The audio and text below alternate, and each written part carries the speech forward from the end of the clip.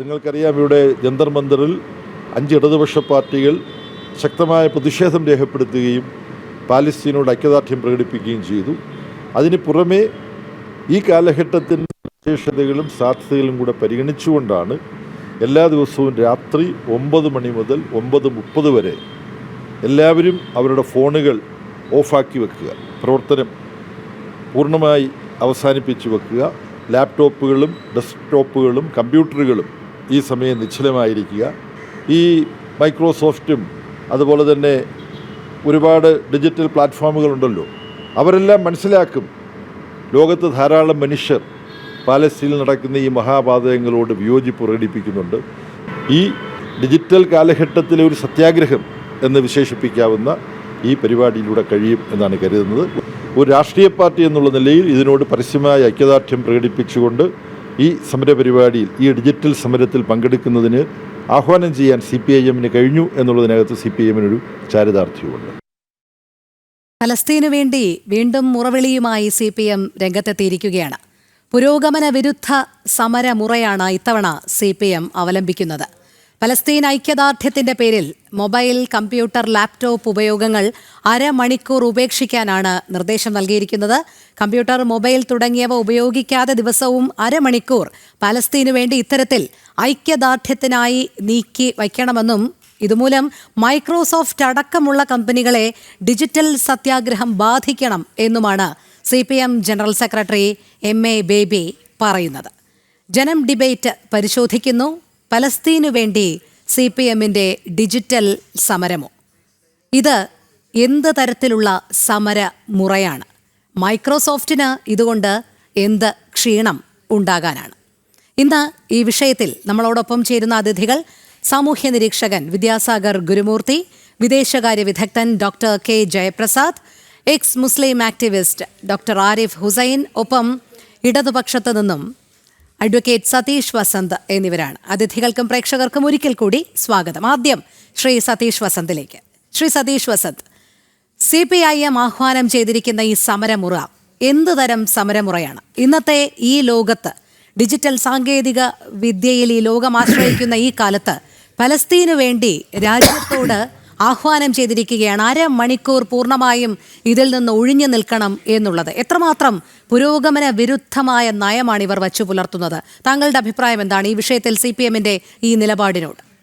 നോക്കൂ രോഹിണി, ഇന്നത്തെ ആധുനിക കാലഘട്ടത്തിൽ പണ്ടത്തെ നമ്മുടെ ഒരു സത്യാഗ്രഹം എന്ന് വെച്ചാൽ സത്യാഗ്രഹത്തിലേക്ക് നമ്മൾ പോകുമ്പോഴത്തേക്ക് അത് ഈ കാലഘട്ടത്തിലേക്ക് പറ്റത്തില്ല. അതുകൊണ്ടാണ് ബഹുമാനപ്പെട്ട CPM-ന്റെ ജനറൽ സെക്രട്ടറിയായ MA ബേബി പറഞ്ഞത്. അത് നമ്മൾ പറഞ്ഞതല്ല, ലോകത്തെമ്പാടും അതിൻ്റെ ഒരു അലയടികളുണ്ട്.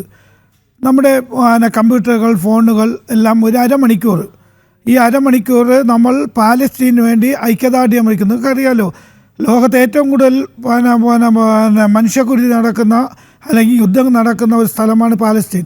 അവിടുത്തെ ജനങ്ങൾ ഒരു നേരത്തെ ആഹാരത്തിന് വേണ്ടി, അല്ലെങ്കിൽ കുഞ്ഞുങ്ങൾ ഒരു നേരത്തെ ആഹാരത്തിന് വേണ്ടി ഓടുന്നതാണ് രോഹിണി.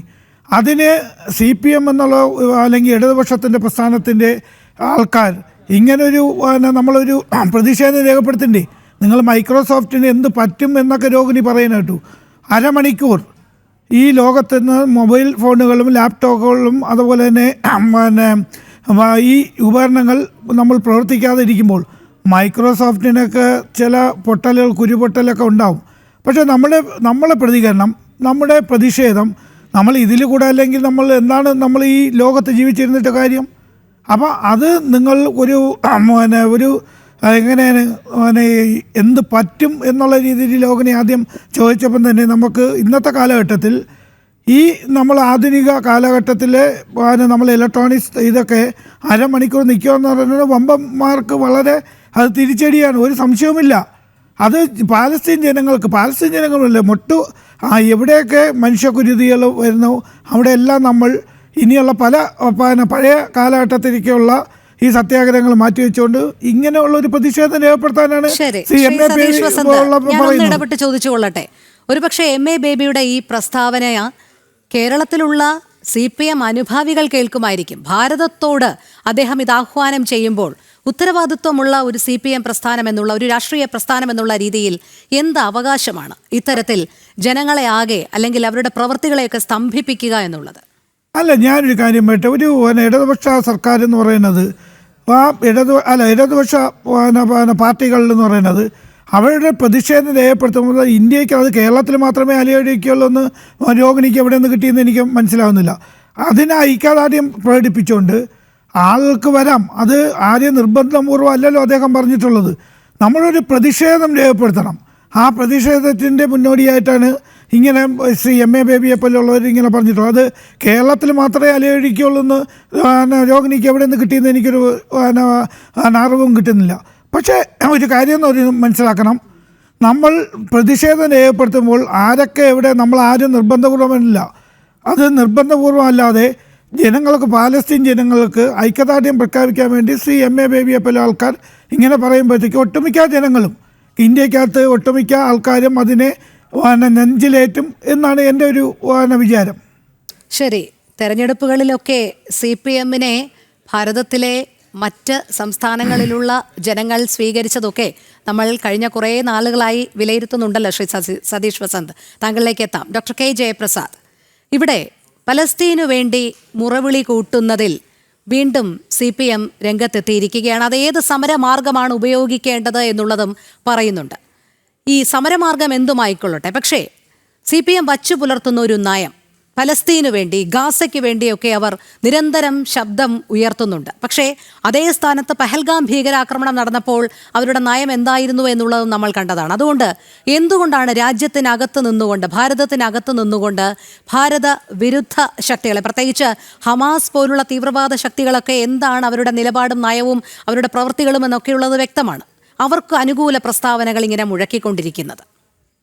അല്ല, ഇത് നമ്മൾ CPMൻ്റെ ചരിത്രം പരിശോധിച്ച് കഴിഞ്ഞാൽ ഇത് ഒരു കേരള സെൻട്രിക് ആയിട്ടുള്ള ഒരു പ്രീണന രാഷ്ട്രീയത്തിൻ്റെ ഒരു തലത്തിൽ നിന്നാണ് ഞാൻ ഇതിനെ കാണുന്നത്. കാരണം ശ്രീ MA ബേബി പറഞ്ഞത് ആത്മാർത്ഥതയോടെയാണെങ്കിൽ ഇന്ന് വൈകിട്ട് രാത്രി 9 മണി മുതൽ 9:30 വരെ കൈരളി ചാനലിൽ ഉൾപ്പെടെ സംപ്രേഷണം ചെയ്യാൻ പാടില്ല. കാരണം കമ്പ്യൂട്ടറും ലാപ്ടോപ്പും ഒന്നും പ്രവർത്തിക്കാതെ ഒരു ചാനലിൽ നിന്ന് വർക്ക് ചെയ്യാൻ പറ്റില്ല. അപ്പോൾ അവിടെ തന്നെ ഒരു ആത്മാർത്ഥതയോടെ ആണ് ഈ സത്യാഗ്രഹം എന്നാണ്. ഡിജിറ്റൽ സത്യാഗ്രഹം ഒരു പരിധിവരെ മാർക്സിസ്റ്റ് പാർട്ടിയുടെ ഒരു ഗതികേടിൻ്റെ അവസ്ഥയും കൂടിയാണ്. കാരണം അത് നമ്മുടെ ഭൂതലത്തിൽ നിന്ന് ഉയരങ്ങളിലേക്ക് പോകുന്നതെന്നുള്ളതാണ്. പക്ഷേ ഇത് യഥാർത്ഥത്തിൽ കേരളത്തിലെ മുസ്ലിം സമൂഹത്തിൻ്റെ അല്ലെങ്കിൽ ആ വോട്ട് ബാങ്ക് രാഷ്ട്രീയത്തിൻ്റെ പശ്ചാത്തലത്തിൽ നിന്ന് മാത്രമാണ് ഇതിനെ കാണുന്നത്. കാരണം ഇതിന് ഞാൻ Xൽ നോക്കിയപ്പോഴും ഇതിന് ആ തരത്തിലുള്ളൊരു സ്വീകാര്യത ലോക സമൂഹത്തിൻ്റെ മുന്നിൽ കിട്ടിയിട്ടില്ല. കാരണം ഇത് ആഹ്വാനം ചെയ്യപ്പെട്ടു എന്നുള്ളതിനപ്പുറം അതിന് കേരളത്തിൽ മീഡിയ തലത്തിൽ കാണുന്ന പ്രാധാന്യമല്ല, ദേശീയ തലത്തിൽ പോലും. ഇതിന് ഞാനിപ്പോൾ നമ്മൾ Xൽ ഇപ്പോൾ നോക്കിക്കഴിഞ്ഞാൽ ഏതാണ്ട് കേവലം 200 താഴെയാണ് ലൈക്ക് അടിച്ചിട്ടുള്ളത്. CPMൻ്റെ ഔദ്യോഗിക പോളിറ്റ് ബ്യൂറോയുടെ ഔദ്യോഗിക X അക്കൗണ്ടിൽ തന്നെ ഏതാണ്ട് 5000 പേരാണ് അത് കണ്ടിരിക്കുന്നത്. കാരണം ആ തരത്തിൽ ഇതിനൊരു സാമൂഹ്യ പ്രാധാന്യമുണ്ടെന്ന് പോലും ഞാൻ വിശ്വസിക്കുന്നില്ല. കാരണം യഥാർത്ഥത്തിൽ സദ്ദാം ഹുസൈൻ്റെ കാലഘട്ടം നമുക്കറിയാം, കേരളത്തിൽ ഏറ്റവും കൂടുതൽ വിറ്റഴിഞ്ഞതാണ് പശ്ചിമേഷ്യയിലെ സംഘർഷങ്ങളെ കേരളത്തിൻ്റെ വോട്ട് ബാങ്ക് രാഷ്ട്രീയത്തിന് ഉപയോഗിക്കുകയും 1990 ജില്ലാ കൗൺസിലെ തിരഞ്ഞെടുപ്പിൽ വൻ വിജയം നേടാൻ സഹായിക്കുകയും അതുമാത്രമല്ല നയനാർ സർക്കാർ അന്ന് 5 വർഷം തികയുന്നതിന് മുമ്പ്, 1 വർഷം മുന്നേ, കാരണം അതിൻ്റെ അടിസ്ഥാനത്തിൽ നിയമസഭാ തെരഞ്ഞെടുപ്പ് ലോകസഭയോടൊപ്പം നടത്തുന്നതിന് വേണ്ടിയിട്ട് ആഹ്വാനം ചെയ്യുകയും അതിൻ്റെ അടിസ്ഥാനത്തിൽ കേരളത്തിൽ ഇലക്ഷൻ നടക്കുകയും ചെയ്തു. അപ്പോൾ അങ്ങനെ തിരഞ്ഞെടുപ്പ് രാഷ്ട്രീയത്തെ മുന്നിൽ കണ്ടുകൊണ്ട് മാത്രമാണ് ഈ പലസ്തീൻ വിഷയം കേരളത്തിൽ അവതരിപ്പിക്കുന്നത്. കാരണം ഇതൊരു മനുഷ്യാവകാശ വിഷയം എന്നുള്ള തലത്തിലാണെങ്കിൽ ഇപ്പോൾ ഇന്ത്യയിൽ 1959 മുതൽ ലക്ഷക്കണക്കിന് ടിബറ്റൻ അഭയാർത്ഥികൾ താമസിക്കുന്നുണ്ട്. ഇന്നും ദലൈലാമ ഉൾപ്പെടെ, ഇന്ന് ദലൈലാമയുടെ ജന്മദിനവുമാണ്, ഇന്ത്യയിലെ അഭയാർത്ഥികളായി താമസിക്കുകയാണ്. ഇതുവരെയായിട്ട് കമ്മ്യൂണിസ്റ്റ് പാർട്ടി ടിബറ്റൻ അഭയാർത്ഥികളുടെ അവർക്ക് വേണ്ടിയിട്ട് ഒരു അക്ഷരം പോലും വേണ്ടിയിട്ടില്ല. അതുപോലെ തന്നെയാണ് കാശ്മീരിലെ പണ്ഡിറ്റുകൾ. അപ്പോൾ സ്വന്തം രാജ്യത്തിനകത്ത് അഭയാർത്ഥികളായി പതിറ്റാണ്ടുകൾ കഴിഞ്ഞിട്ടും CPMൻ്റെ പോളിറ്റ് ബ്യൂറോ, അതല്ല CPMൻ്റെ ഒരു പങ്കാളിത്തമുള്ളൊരു സ്റ്റേറ്റാണ്, കുറച്ച് പ്രതിനിധികളുള്ള സ്ഥലമാണ് കാശ്മീർ, എന്നിട്ട് പോലും അവിടെ നിന്ന് പോലും അവർക്ക് വേണ്ടി ഒരു അക്ഷരം പോലും വേണ്ടിയിട്ടില്ല. മറ്റ് ലോക സമൂഹത്തിൽ നടക്കുന്ന വിഷയങ്ങൾ, ഇപ്പോൾ ഉക്രൈൻ വിഷയം, ഉക്രൈനിൽ ഈ ഹമാസിൻ്റെ വിഷയത്തെ ഞാൻ കുറച്ച് കാണിക്കുന്നതല്ല, പാലസ്തീൻ വിഷയത്തിൻ്റെ പ്രശ്നത്തെ നമ്മൾ ആ പ്രശ്നത്തിലേക്ക് വരികയും പ്രശ്നത്തെ പരിഹരിക്കുന്നതിന് വേണ്ടിയിട്ടുള്ള ചർച്ചകൾക്ക് പകരം അതിനെ ഒരു തരത്തിൽ വോട്ട് ബാങ്ക് രാഷ്ട്രീയത്തിന് വേണ്ടി ഉപയോഗിക്കുക, അല്ലെങ്കിൽ പൊളിറ്റിക്സിന് വേണ്ടി ഉപയോഗിക്കുക എന്നതാണ് ഇവിടെ കേരളത്തിൽ നടക്കുന്നത്. പൊതുവെ അപ്പോൾ യഥാർത്ഥത്തിൽ നമ്മൾ പാലസ്തീൻ വിഷയം എന്താണെന്നുള്ളത് ചർച്ചയിൽ വരുന്നില്ല. അപ്പോൾ ഈ പാലസ്തീനിലെ സമാധാനം കാംക്ഷിക്കുന്ന, അല്ലെങ്കിൽ ലോക സമാധാനം കാംക്ഷിക്കുന്ന എല്ലാ പേരും ആഗ്രഹിക്കുന്നത് ഒരു ദുരാഷ്ട്രം എന്നുള്ള സങ്കല്പം അംഗീകരിച്ചുകൊണ്ട് മുസ്ലിം സമൂഹത്തിൽ പലസ്തീനിയൻ ജനതയ്ക്കൊരു സ്വതന്ത്ര രാജ്യവും ഇസ്രയേലും സമാന്തരമായിട്ട് സമാധാനപൂർവ്വം കഴിഞ്ഞുകൂടുക എന്നുള്ളതാണ്. അപ്പോൾ ആ ഒരു തരത്തിലേക്കുള്ള ചർച്ചകൾ മുന്നോട്ട് കൊണ്ടുപോകുന്നില്ല. കാരണം ജനങ്ങളെ വഴിതെറ്റിക്കുന്ന തരത്തിലാണ് പലപ്പോഴും കാര്യങ്ങൾ പോകുന്നത്. അപ്പം പല നീക്കങ്ങളും അപ്പോൾ അന്തർദേശീയ തലത്തിൽ സമാധാനത്തിന് വേണ്ടി നടത്തിയ ശ്രമങ്ങൾ, വിശേഷിച്ചും പാലസ്തീനിൽ തന്നെ നമ്മൾ ഇന്ന് മനസ്സിലാക്കേണ്ടത് പാലസ്തീൻ ഇന്ന് ഡിവൈഡഡ് ആയിട്ടുള്ള ഒരു മൂവ്മെൻറ്റാണ്. അപ്പം പാലസ്തീൻ എന്ന് പറയുന്ന വെസ്റ്റ് ബാങ്കിൽ ഫത്ത ഭരിക്കുന്ന പാലസ്തീൻ മേഖലയും അതുപോലെ തന്നെ ഹമാസിൻ്റെ കയ്യിൽ ഉണ്ടായിരുന്ന ഗാസയുമാണ്. ഗാസയിലാണ് ഇപ്പോൾ സംഘർഷം നടക്കുന്നത്. അപ്പോൾ ഈ ഫത്തായും ഗാസയും രണ്ട് വഴിയിലൂടെയാണ് മുന്നേറുന്നത്. അപ്പം പാലസ്തീൻ പ്രശ്നം പോലും ഒരു പരിഹാരത്തിലെത്താനായിട്ടുള്ള ഒരു ഏകീകൃതമായ ഒരു ദേശീയ മുന്നേറ്റമായി അതിന് മുന്നോട്ട് പോകാൻ കഴിയാതെ അതുപോലും ഡിവൈഡഡ് ആണ്. അപ്പോൾ കാരണം എന്നാൽ ഇത് ലോക രാഷ്ട്രീയത്തിലെ ഇറാനും അതിൻ്റെ പ്രോക്സികളുമായിട്ട് പ്രവർത്തിക്കുന്ന ഒരു ഭാഗത്ത് നമ്മളെ ആഭ്യന്തര രാഷ്ട്രീയത്തിലുള്ള പോലെ തന്നെ അന്തർദേശീയ തലത്തിൽ ഒരു രാഷ്ട്രീയ ആവശ്യത്തിന് വേണ്ടിയിട്ടാണ് പാലസ്തീൻ വിഷയത്തെ ഉപയോഗിക്കുന്നത്. അപ്പോൾ കേരളത്തിലെ സംബന്ധിച്ചിടത്തോളം നമുക്കറിയാം, കേരളത്തിലെ CPMൻ്റെ തിരഞ്ഞെടുപ്പ് ആയുധമാണ് 2026 നിയമസഭാ തിരഞ്ഞെടുപ്പ് വരുന്നത് കൊണ്ട് എനിക്ക് തോന്നുന്നു ഏറ്റവും കൂടുതൽ അതിനു മുമ്പ് നടക്കുന്ന തദ്ദേശ സ്വയംഭരണ സ്ഥാപനങ്ങളെ തിരഞ്ഞെടുപ്പിൽ ഏറ്റവും കൂടുതൽ സംസാരിക്കാൻ പോകുന്നത്, അല്ലെങ്കിൽ ഏറ്റവും കൂടുതൽ ചർച്ച ചെയ്യപ്പെടാൻ പോകുന്നത് പാലസ്തീൻ അല്ലെങ്കിൽ ഹമാസിൻ്റെ വിഷയം തന്നെ ആയിരിക്കും. അപ്പം ഈ ഒരു ഡിജിറ്റൽ സത്യാഗ്രഹം എന്ന് പറയുന്നത്, ഈ സൈലൻസ് എന്ന സത്യാഗ്രഹം എന്നുള്ള വേർഡാണ് MAB ഉപയോഗിച്ചിരിക്കുന്നത് അതിനകത്ത്. അപ്പോൾ അത് വെറും ഒരു നമുക്കറിയാം ഇന്ന് ഇതിൻ്റെ എത്രമാത്രം എഫക്റ്റീവ്നെസ് പൊതുരംഗത്തുണ്ടാകുമെന്നുള്ളത്. ശ്രീ ആരിഫ് ഹുസൈൻ, പലസ്തീൻ ഐക്യദാർഢ്യവുമായി CPM പുതിയ ഒരു സമര മാർഗമാണ് ആഹ്വാനം ചെയ്തിരിക്കുന്നത്. ദിവസവും രാത്രി 9 മുതൽ 9:30 വരെ ഡിജിറ്റൽ സത്യാഗ്രഹം നടത്താനാണ് ആഹ്വാനം. അതായത് മൊബൈൽ ഫോൺ, കമ്പ്യൂട്ടർ, ലാപ്ടോപ്പ് തുടങ്ങിയ ഡിജിറ്റൽ ഉപകരണങ്ങളൊന്നും ഉപയോഗിക്കാൻ പാടില്ല. അത്തരത്തിലാണ് ഐക്യദാർഢ്യം പ്രഖ്യാപിക്കേണ്ടത് എന്ന് മാത്രമല്ല, ഇത് മൈക്രോസോഫ്റ്റ് അടക്കമുള്ള പ്ലാറ്റ്ഫോമുകൾക്ക് നൽകുന്ന ഒരു മുന്നറിയിപ്പ് കൂടി ആയിരിക്കണം ഇത്തരത്തിൽ കഷ്ടപ്പെടുന്ന ഒരു ജനതയുണ്ട് എന്നുള്ളത്. എന്താണ് CPM ഇതുകൊണ്ട് ഉദ്ദേശിക്കുന്നത്? അതുപോലെയുള്ള ആഗോള ഭീമന്മാർക്ക് മുന്നറിയിപ്പാവെന്നൊക്കെ പറയുന്നത് അങ്ങനെയൊന്നും ഉണ്ടാകാൻ പോകുന്നില്ല. അങ്ങനെ ഒരു മണ്ണാങ്കട്ട ഉണ്ടാകാൻ പോകുന്നില്ല. അത് വേറെ വിഷയം. പക്ഷേ ഇവിടെ മൈക്രോസോഫ്റ്റിന് എന്തെങ്കിലും സംഭവിക്കുമോ എന്നൊക്കെ നമ്മൾ ചോദിക്കുന്നത് ശരിയാണെന്ന് ഞാൻ പറയില്ല. കാരണം എന്താണെന്ന് പറഞ്ഞു കഴിഞ്ഞാൽ സമരത്തിന് അങ്ങനെ പ്രതീകാത്മകമായിട്ട് പലതും നമ്മൾ ചെയ്യും. ഓക്കെ, പക്ഷെ അതിലെ കാര്യം എന്താന്ന് പറഞ്ഞു കഴിഞ്ഞാൽ ഇവിടെ മറ്റുള്ള ആളുകൾ സമരം പ്രഖ്യാപിക്കുന്ന സമയത്ത് അവിടെ വന്നുകൊണ്ട് നിങ്ങളിപ്പോൾ സമരം അങ്ങോട്ട് പറഞ്ഞാൽ ഉടനെ പെട്രോളിന്റെ വില കുറയുമോ എന്നൊക്കെ വന്നിട്ട് ഈ CPMകാർ ഇടയ്ക്ക് ചോദിക്കാറുണ്ട്. ആ ചോദ്യം ഇനി നിങ്ങൾ ചോദിക്കാൻ പാടില്ല എന്നുള്ളതാണ് ഇവിടെ ആമുഖമായിട്ട് എനിക്ക് പറയാനുള്ളത്. കാരണം ഇത് പ്രതീകാത്മകമാണ് എന്ന് നിങ്ങൾ സമ്മതിച്ച സ്ഥിതിക്ക് അത് ബാക്കിയുള്ള ആളുകൾക്കും അതിനുള്ള അവകാശം ഉണ്ടെന്നുള്ളത് നിങ്ങൾ സമ്മതിക്കുക. ഇനി വിഷയത്തിലേക്ക് വന്നാൽ ഇവിടെ പറഞ്ഞു വെക്കുന്ന എന്താണ്, ഇവിടെ തന്നെ പറഞ്ഞു, ഇത് ഇങ്ങനെ പറഞ്ഞു കഴിയുമ്പോൾ ആഗോളതലത്തിൽ എല്ലാവരും ഏറ്റെടുക്കുമെന്നൊക്കെയാണ് പറയുന്നത്. ആരും ഏറ്റെടുക്കാനൊന്നും പോകുന്നില്ല. കുറച്ച് ഈ വിഷയത്തിന്റെ യാഥാർത്ഥ്യം അറിയാത്ത ഈ ഇടതുപക്ഷവും ഈ ഇസ്ലാമോ ലെഫ്റ്റ് എന്ന് പറയുന്ന ഒരു ആക്സിസ് ഇവിടെ പടച്ചു വിടുന്ന നുണകൾ വിശ്വസിച്ചിട്ടുള്ള ആളുകൾ മാത്രമാണ് ഇത് ഏറ്റെടുക്കാൻ പോകുന്നത്. കുറെ വോക്കുകൾ മാത്രമാണ് ഇത് ഏറ്റെടുക്കാൻ പോകുന്നത്. അത് മാത്രമേ ഇതിൽ സംഭവിക്കാൻ പോകുന്നുള്ളൂ. ഒന്നാമത്തെ കാര്യം അതാണ്. അങ്ങനെ ചെയ്യുന്ന സമയത്ത് ഇന്നിപ്പോൾ ഒരു ആഗോളതലത്തിൽ നമ്മൾ നോക്കുകയാണെന്നുണ്ടെങ്കിൽ ഈ ഒരു സമരമുറ ഏറ്റവും മികച്ച രീതിയിൽ തോറ്റ് അമ്പാൻ പോകുന്ന ഒരു സ്ഥലം അത് ലോകത്തെവിടെയും ഉണ്ടെന്നുണ്ടെങ്കിൽ അത് ഇന്ത്യ ആയിരിക്കും എന്നുള്ളതാണ് അതിൽ പ്രധാനപ്പെട്ട ഒരു കാര്യം. ഇന്ത്യയിൽ ഇതാരും ഏറ്റെടുക്കാൻ പോകുന്നില്ല എന്നുള്ളതിന് ഇനി ആരെങ്കിലും എടുത്താൽ തന്നെ സംഭവിക്കാൻ പോകുന്നത് എന്തായിരിക്കും, അത് നിങ്ങൾക്ക് വിജയിപ്പിക്കാൻ കഴിയില്ല എന്നുള്ളതാണ്. ഇവിടെ സുഡിയോ ബഹിഷ്കരണം എന്ന് പറഞ്ഞിറങ്ങി തിരിച്ച ആളുകളുടെ അവസ്ഥ നമ്മൾ കണ്ടതാണ്. അത് 8 നിലയിലാണ് പൊട്ടിയത്. അതിനുശേഷം പല അടവുകൾ അവർ പരീക്ഷിച്ചു, ഒന്നും വിജയിച്ചിട്ടില്ല. ഇനി ഇതും വിജയിക്കാൻ പോകുന്നില്ല. ഇനി രണ്ടാമത്തെ അതിലെ കാര്യം എന്ന് പറയുന്നത് ഇവിടെ പറഞ്ഞ എന്താണ്, അവിടെ പട്ടിണി, അവിടെ മരണം, ആളുകളെ കൊല്ലുന്നു എന്നൊക്കെ പറയുന്ന കാര്യമാണ്. അപ്പം ഞാൻ നിങ്ങളോട് ചോദിക്കുന്നു, ഒരു വാക്ക് ഈ പറയുന്ന ഒക്ടോബർ 7 അവിടെ നിന്ന് തട്ടിക്കൊണ്ട് പോയിട്ട് ആ 1200ഓളം ആളുകൾ അവിടെ കൊന്നു തള്ളിയിട്ട് അവരെ റേപ്പ് ചെയ്തിട്ട് ഇന്നിപ്പോൾ ഏറ്റവും ലേറ്റസ്റ്റ് ആയിട്ടുള്ള റിപ്പോർട്ട് വന്നിരിക്കുന്നത് ഹമാസ് ഈ പറയുന്ന ആളുകളിൽ നിന്ന് പിടിച്ചെടുത്തിട്ടുള്ള ഹോസ്റ്റേഴ്സ് ആയിട്ട് വെച്ച ആളുകളും അല്ലാതെയുള്ള ആളുകളെയും റേപ്പ് അടക്കമുള്ള കാര്യങ്ങൾ ചെയ്തിട്ടുണ്ട് എന്നുള്ളത് ഇവിടെ വന്നിരിക്കുകയാണ്, പുറത്ത് റിപ്പോർട്ട് വന്നിരിക്കുകയാണ്. ഇന്നും അതിൽ പെടുന്ന 50ഓളം ആളുകളെ ഇന്നും അവിടെ ബന്ദികളാക്കി വെച്ചിരിക്കുന്നത്. അവർ ജീവിച്ചിരിപ്പുണ്ടോ മരിച്ചിട്ടുണ്ടോ എന്ന് പോലും അറിയില്ല. ആ നിലയ്ക്ക് ഇരിക്കുന്ന വേളയിൽ അവരുടെ ശവശരീരം പോലും വെച്ച് ഈ വില പേശിക്കൊണ്ട് ഈ യുദ്ധം അവസാനിപ്പിക്കാൻ ആ ബന്ദികളെ വിട്ടുകൊടുത്താൽ സാധിക്കുമെന്ന് പലതവണ പറഞ്ഞു കഴിഞ്ഞിട്ടും അത് ചെയ്യാതെ ഈ പറയുന്ന ഹമാസിനെ സൺ ഓഫ് ദ ഡോഗ്സ് എന്ന് തൊട്ടപ്പുറത്ത് ഈ വെസ്റ്റ് ബാങ്കിലുള്ള മഹമ്മൂദ് അബ്ബാസ് വിളിച്ചിട്ട് ആ ഹമാസിനോട് എന്താ അവർ പറഞ്ഞത്, നിങ്ങൾ ആയുധം താഴെ വെക്ക്, ബന്ദികളെ വിട്ടുകൊടുക്ക് എന്ന് പറയാൻ കാണിച്ച ആ മര്യാദ, അതിൻ്റെ ഒരു ചെറിയൊരു അംശമെങ്കിലും ഇവിടെയുള്ള ഈ ഇടതുപക്ഷത്തിന് ഒരിക്കലെങ്കിലും പറയാൻ സാധിച്ചിട്ടുണ്ടോ? നിങ്ങൾ എപ്പോഴാണ് ഇതിലെ യാഥാർത്ഥ്യം ഇനിയെങ്കിലും തുറന്ന് പറയുക? ഇതാ നമുക്ക് ചോദിക്കാനുള്ളൂ. ഇത് പണ്ടത്തെ പോലെയല്ല. നിങ്ങളുടെ പാർട്ടി ക്ലാസ് വിശ്വസിച്ചിട്ട് അന്തം വിട്ടു നടക്കുന്ന കുറേ കമ്മ്യൂണിസ്റ്റുകാരല്ല ഇന്ന് ജീവനോടെ ഉള്ളത്. ബോധവും വിവരമുള്ള മറ്റു മനുഷ്യന്മാരും ഇവിടെ ഉണ്ട്. വാർത്ത വായിക്കുന്ന ആളുകൾ ദേശാഭിമാനി മാത്രമല്ല ഇന്ന് നാട്ടുകാർ വായിക്കുന്നതെന്ന് നിങ്ങൾ തിരിച്ചറിയുക. ഇതാണ് ഇതിലെ രണ്ടാമത്തെ ഒരു കാര്യം. ഇനി മൂന്നാമത്തെ കാര്യം എന്ന് പറയുന്നത്, നിങ്ങളിവിടെ പറഞ്ഞത് എന്താണ്? ഓക്കെ, ഇവിടെ ഇനി ഒരാൾ മരിച്ചാലും അത് നമുക്ക് പ്രശ്നം തന്നെയാണ്. ഗാസയിൽ നിന്നല്ല, ലോകത്ത് എവിടെ അതേപോലെ ഒരാൾ മരിച്ചാലും നമുക്ക് പ്രശ്നമാണ്. പക്ഷെ നിങ്ങൾക്ക് അങ്ങനെ പ്രശ്നമാവുന്നുണ്ടോ? ഇതാണ് നമ്മൾ ചോദിക്കുന്നത്. നിങ്ങൾ എപ്പോഴെങ്കിലും ഈ പറയുന്ന വിഷയത്തിൽ ഇസ്രായേലിന്റെ ഭാഗം നിങ്ങൾ പറഞ്ഞിട്ടില്ല എന്നുള്ളത് ഞാൻ ഇവിടെ പറഞ്ഞു. നിങ്ങൾ പറഞ്ഞിട്ടില്ല, ഒരിക്കൽ പോലും നിങ്ങൾ അത് പറഞ്ഞിട്ടില്ല. ഞാൻ അതുകൊണ്ട് പറയാണ്, ബ്രിങ് ദം ഹോം എന്ന് നമ്മൾ പറയുന്നു. ഈ പറയുന്ന യെല്ലോ പിൻ അത് അതിനെ കാണിക്കുന്നതാണ്. നിങ്ങളിൽ എത്ര പേര് അത് ഇവിടെ അണിയാനോ ആ പറയുന്ന ഒരു വിഷയത്തിന്റെ ശ്രദ്ധ ക്ഷണിക്കാനോ നിങ്ങൾ എപ്പോഴെങ്കിലും ഒരു തവണയെങ്കിലും നിങ്ങൾ ശ്രമിച്ചിട്ടുണ്ടോ? നിങ്ങളെ കൊണ്ടായിട്ടില്ല. അപ്പോൾ നിങ്ങൾ ഇരട്ടത്താപ്പ് അവിടെ വ്യക്തമാണ്. നിങ്ങൾ ഈ പറയുന്ന ഇസ്ലാമോ ലെഫ്റ്റുകൾക്ക് ഒപ്പം ചേർന്നുകൊണ്ട്, ഈ ഇസ്ലാമിസ്റ്റുകളോടൊപ്പം ചേർന്നുകൊണ്ട് നടത്തുന്ന ഈ പ്രൊപ്പഗണ്ടയിൽ പെട്ടുപോയിക്കൊണ്ട് നിങ്ങളുടെ രാഷ്ട്രീയ ലാഭത്തിന് വേണ്ടിയിട്ട് കാര്യങ്ങൾ ചെയ്യുന്ന ഈ പറയുന്ന പ്രീണന രാഷ്ട്രീയത്തിന് വേണ്ടി കാര്യങ്ങൾ ചെയ്തു വെക്കുന്നത് ഇത് പണ്ടേ ഇവിടെ വെളിച്ചത്ത് വന്നതാണ്. നീലക്കുറുക്കൻ പണ്ടേ കൂവിക്കഴിഞ്ഞു. അപ്പോൾ അതുകൊണ്ട് ഇനി കൂടുതൽ അതിനകത്ത് നിങ്ങൾ കിടന്ന് മെഴുകിയിട്ട് കാര്യമൊന്നുമില്ല. ഇനി ഇതിലെ നാലാമത്തെ കാര്യം എന്ന് പറയുന്നത്, മറ്റ് സ്ഥലങ്ങളിൽ എന്താ ഇവിടെ നടക്കുന്നത് എന്നുള്ളതിനെ കുറിച്ച് നിങ്ങൾക്ക് വല്ല ധാരണയുണ്ടോ? ഇവിടെ നിങ്ങൾ ഈ ഇസ്രായേൽ പാലസ്തീൻ വിഷയം പറയുന്നു, 50,000 പേരോളം മരിച്ചു എന്നാണ് പറയുന്നത്. പക്ഷേ ഇതിൽ ഏറ്റവും വലിയ തമാശ, ഈ 50,000 പേരിൽ എത്ര പേര് ഹമാസ് തീവ്രവാദികളാണ് എന്നുള്ളതിനെ കുറിച്ചിട്ട് ഒരു തവണയെങ്കിലും ഒരു കണക്ക് പുറത്തേക്ക് നിങ്ങൾക്ക് പറയാൻ കഴിയും? എത്ര പേര് ഹമാസിന്റെ ആളുകളുണ്ട് എന്നുള്ളത്? ഇസ്രായേലിന്റെ കണക്ക് പ്രകാരം 25,000-ഓളം ആളുകളാണെന്നാണ് പറയുന്നത്.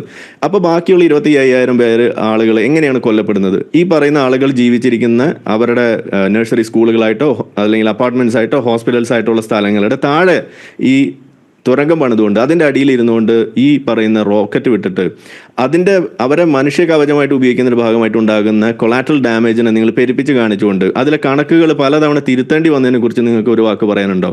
പലതവണയും ഇപ്പോൾ ഈ അടുത്തും നമ്മൾ കണ്ടത് എന്താണ്? ഭക്ഷണ വിതരണം നടത്തുന്ന സ്ഥലത്തേക്ക് വെടിവെച്ചു എന്ന് പറഞ്ഞിട്ട് കള്ള വാർത്തകൾ വിടുന്നു. അത് ആരാ വിടുന്നത്? ഈ ഹമാസാണ് വിടുന്നത്. നിങ്ങൾ ഇസ്രായേൽ വിടുന്ന കണക്ക് നിങ്ങൾക്ക് വിശ്വസിക്കാൻ കഴിയില്ല.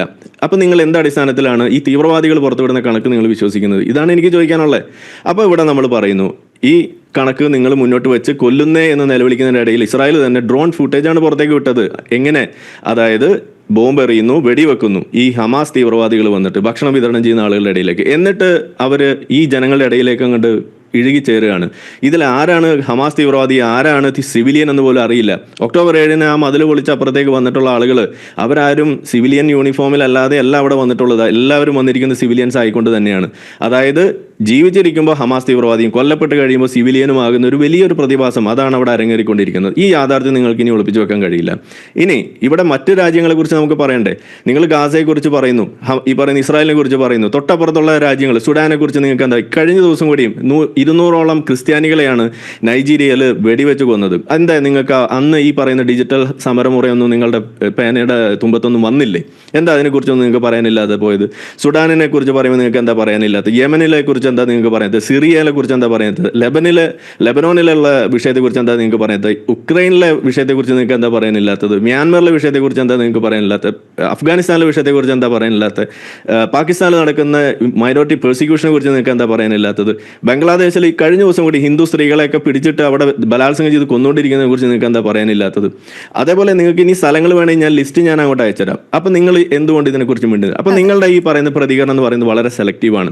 അത് മോട്ടിവേറ്റ് ചെയ്യപ്പെടുന്നത് എന്തിൻ്റെ അടിസ്ഥാനത്തിലാണ്? ഈ പറയുന്ന പ്രീണന രാഷ്ട്രീയത്തിന്റെ അടിസ്ഥാനത്തിൽ തന്നെയാണെന്നുള്ളത് ഇവിടെ വ്യക്തമാണ്. അപ്പോൾ അതുകൊണ്ട് ഇത് എല്ലാവരും ഏറ്റെടുക്കും എന്നൊന്നും പറഞ്ഞിട്ട് ഇതിനെ നിങ്ങൾ അങ്ങ് പെരുപ്പിച്ച് കാണിക്കാൻ നോക്കണ്ട. ആരും ഏറ്റെടുക്കാൻ പോകുന്നില്ല.